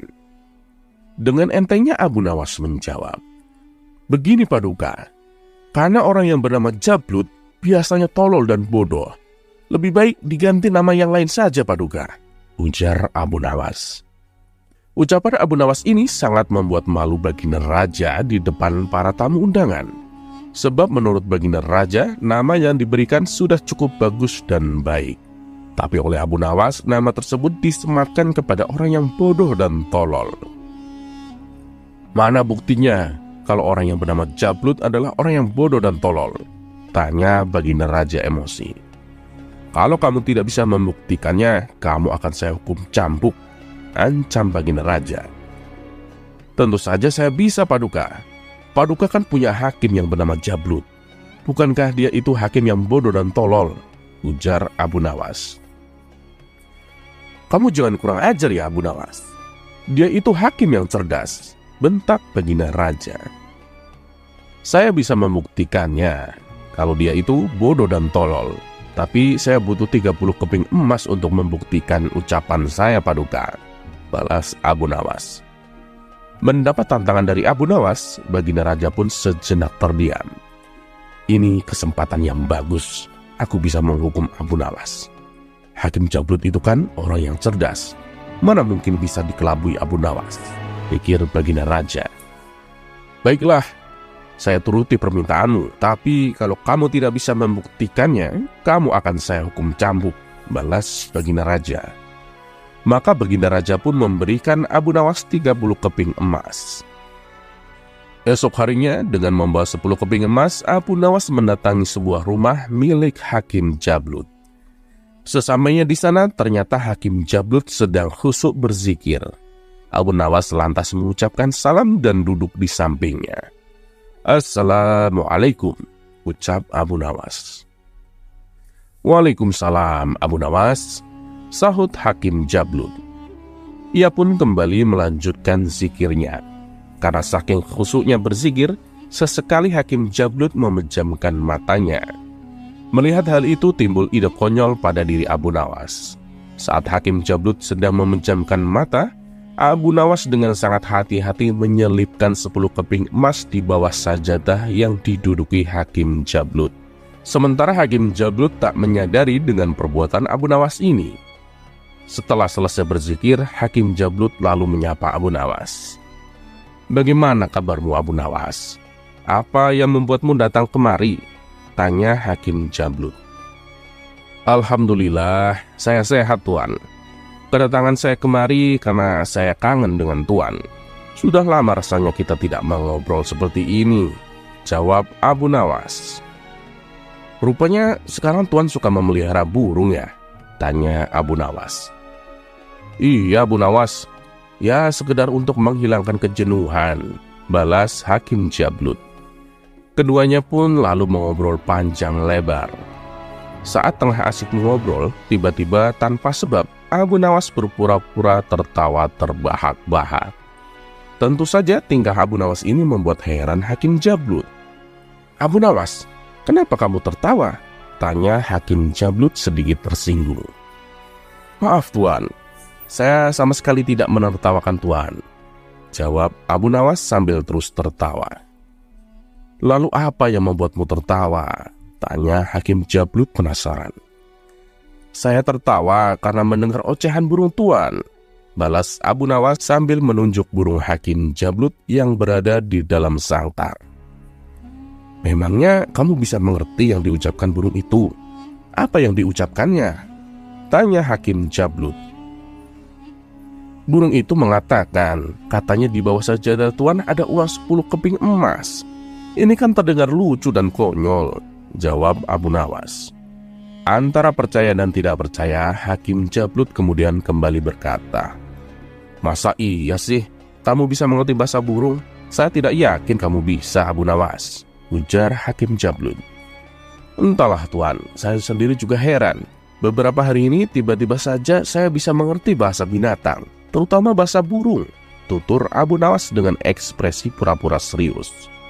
Untuk membuktikan ucapan Abu Nawas, Hakim Jablut lalu membuka sajahdahnya. Tiba-tiba nampaklah 10 keping uang emas. Bukan main senangnya hati Hakim Jablut. Ia pun merasa kagum dengan kehebatan Abu Nawas. Saat Abu Nawas akan permisi pulang, Hakim Jablut berkata, Seringlah main ke sini, Abu Nawas. Bila perlu setiap hari, pinta Hakim Jablut. Insya Allah Tuan, kalau aku tidak ada kesibukan, pasti aku akan main kemari, timbal Abu Nawas. Pada keesokan harinya, Abu Nawas kembali mendatangi rumah Hakim Jablut. Ia sengaja datang ketika Tuan Hakim sedang sibuk berzikir. Melihat kedatangan Abu Nawas, Hakim Jablut segera menghentikan zikirnya guna menyambut Abu Nawas. "Maaf Tuan, sepertinya aku telah mengganggu waktu zikir Tuan. Lebih baik aku pulang saja ya," kata Abu Nawas berpura-pura. "Jangan Abu Nawas, jangan. Duduklah di sini," cegah Tuan Hakim. "Baiklah, tapi aku minta supaya Tuan lanjutkan zikirnya, supaya aku tidak merasa bersalah. Jangan khawatir Tuan, saya akan setia menunggu di samping Tuan hingga zikirnya selesai," balas Abu Nawas. Hakim Jablut pun kembali meneruskan zikirnya. Sesekali ia memejamkan mata untuk menambah kekhusyuan. Seperti biasa, Abu Nawas kembali menyelipkan uang 10 dinar di bawah sajadahnya. Ia lakukan saat Hakim Jablut memejamkan mata. Setelah selesai dengan zikirnya, Hakim Jablut sabar mendengar kabar baik yang akan disampaikan Abu Nawas. "Bagaimana Abu Nawas? Burung saya berkata apa?" tanya Hakim Jablut. Mendengar pertanyaan dari Hakim Jablut, tiba-tiba Abu Nawas kembali tertawa. "Begini Tuan, katanya Tuan adalah orang yang baik dan rajin ibadah, terutama berzikir. Meskipun Tuan kedatangan tamu, Tuan tetap meneruskan zikirnya. Oleh sebab itulah Tuan memperoleh 10 keping emas di bawah sajadah Tuan," kata Abu Nawas menjelaskan. Mendengar itu, sang hakim pun segera membuka sajadahnya. Untuk kedua kalinya, Hakim Jablut mendapati 10 keping emas di bawah sajadahnya. "Kamu benar-benar hebat Abu Nawas. Aku tidak menyangka kamu bisa mengerti apa yang diucapkan oleh burung," puji Hakim Jablut. Begitu juga dengan hari yang ketiga, Abu Nawas melakukan hal yang serupa, hingga habislah 30 keping emas dari pemberian baginda raja. Atas perbuatannya ini, akhirnya Abu Nawas berhasil meyakinkan Hakim Jablut dan membuat Hakim Jablut percaya dengan kehebatan Abu Nawas yang bisa mengerti bahasa burung. Dan pada hari yang keempat, Abu Nawas kembali mendatangi Hakim Jablut tanpa membawa kepingan emas. Seperti biasa, sebelum memulai aksinya, Abu Nawas mengajak Hakim Jablut ngobrol sebentar. Tapi kali ini Abu Nawas yang biasanya tertawa, tiba-tiba menangis sesenggukan. Melihat sikap Abu Nawas yang tidak seperti biasanya, membuat Hakim Jablut merasa cemas. "Kenapa menangis Abu Nawas? Apa yang dikatakan burung itu kepadamu?" tanya Hakim Jablut. "Saya tidak tega mengatakannya Tuan. Kata burung Tuan akan meninggal hari ini," jawab Abu Nawas dengan ekspresi berpura-pura sedih. Mendengar hal itu, Hakim Jablut langsung gemetaran. Tubuhnya mendadak lemas dan wajahnya pucat seketika. "Menurutmu apa yang harus aku lakukan Abu Nawas? Apakah ada jalan keluarnya?" tanya Hakim Jablut gelisah. "Hanya ada satu cara Tuan, supaya ucapan burung Tuan tidak menjadi kenyataan, yaitu Tuan harus berpura-pura mati," kata Abu Nawas menyarankan. Karena saking percayanya dengan Abu Nawas, Hakim Jablut langsung menuruti saran tersebut, yang terbilang sangat konyol dan aneh. Maka dalam beberapa jam saja tersiar kabar akan kematian Hakim Jablut. Tentu saja berita tersebut membuat kaget para warga, terutama baginda raja. Ketika para warga hendak memandikan jenazahnya, Hakim Jablut ternyata sudah berada di dalam keranda. "Aku sudah memandikan dan mengkafaninya. Kita bawa saja langsung ke pemakaman," ajak Abu Nawas kepada para warga yang melayat. Saat dalam perjalanan menuju pemakaman, Abu Nawas dan rombongan pelayat berpapasan dengan baginda raja dan pasukannya. "Hei Abu Nawas, siapa jenazah yang digotong itu?" tanya baginda raja. "Ini jenazah Hakim Jablut Paduka Yang Mulia," jawab Abu Nawas. "Padahal aku hendak melayat ke rumahnya, tapi ternyata sudah akan dimakamkan ya," sesal baginda raja. "Iya Paduka Yang Mulia, karena tidak baik kan mengulur waktu menguburkan jenazah," ujar Abu Nawas. "Buka kerandanya sebentar Abu Nawas. Aku ingin melihat wajah hakimku untuk yang terakhir kalinya," pinta baginda raja. Abu Nawas dan para rombongan pelayat lalu membuka keranda mayat Hakim Jablut dan mempersilahkan baginda raja untuk mendekat. "Wahai hakimku yang baik hati, kenapa kau pergi begitu cepat? Semoga engkau mendapatkan tempat yang terbaik di sisi Allah, kata Baginda Raja mendoakan. Ketika Baginda Raja mengusap wajah Hakim Jablut, tampaklah wajah Hakim Jablut cengengesan. Ia juga mengedipkan sebelah matanya kepada Baginda Raja dengan malu-malu. Melihat hal itu, Baginda Raja pun kaget setengah mati. Lalu Baginda Raja berteriak kepada Abu Nawas, "Hei Abu Nawas, dia masih hidup. Kenapa kau bilang sudah mati?"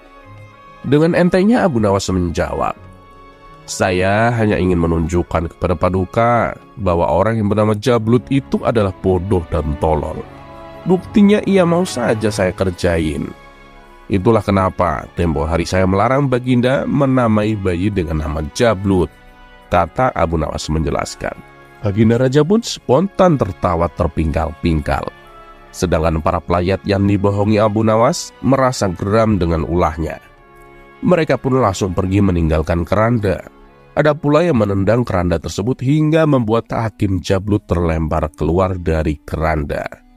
Melihat pemandangan tersebut, tawa Baginda pun semakin keras dibuatnya. Sampai di sini dulu perjumpaan kita, semoga bermanfaat. Wassalamualaikum warahmatullahi wabarakatuh.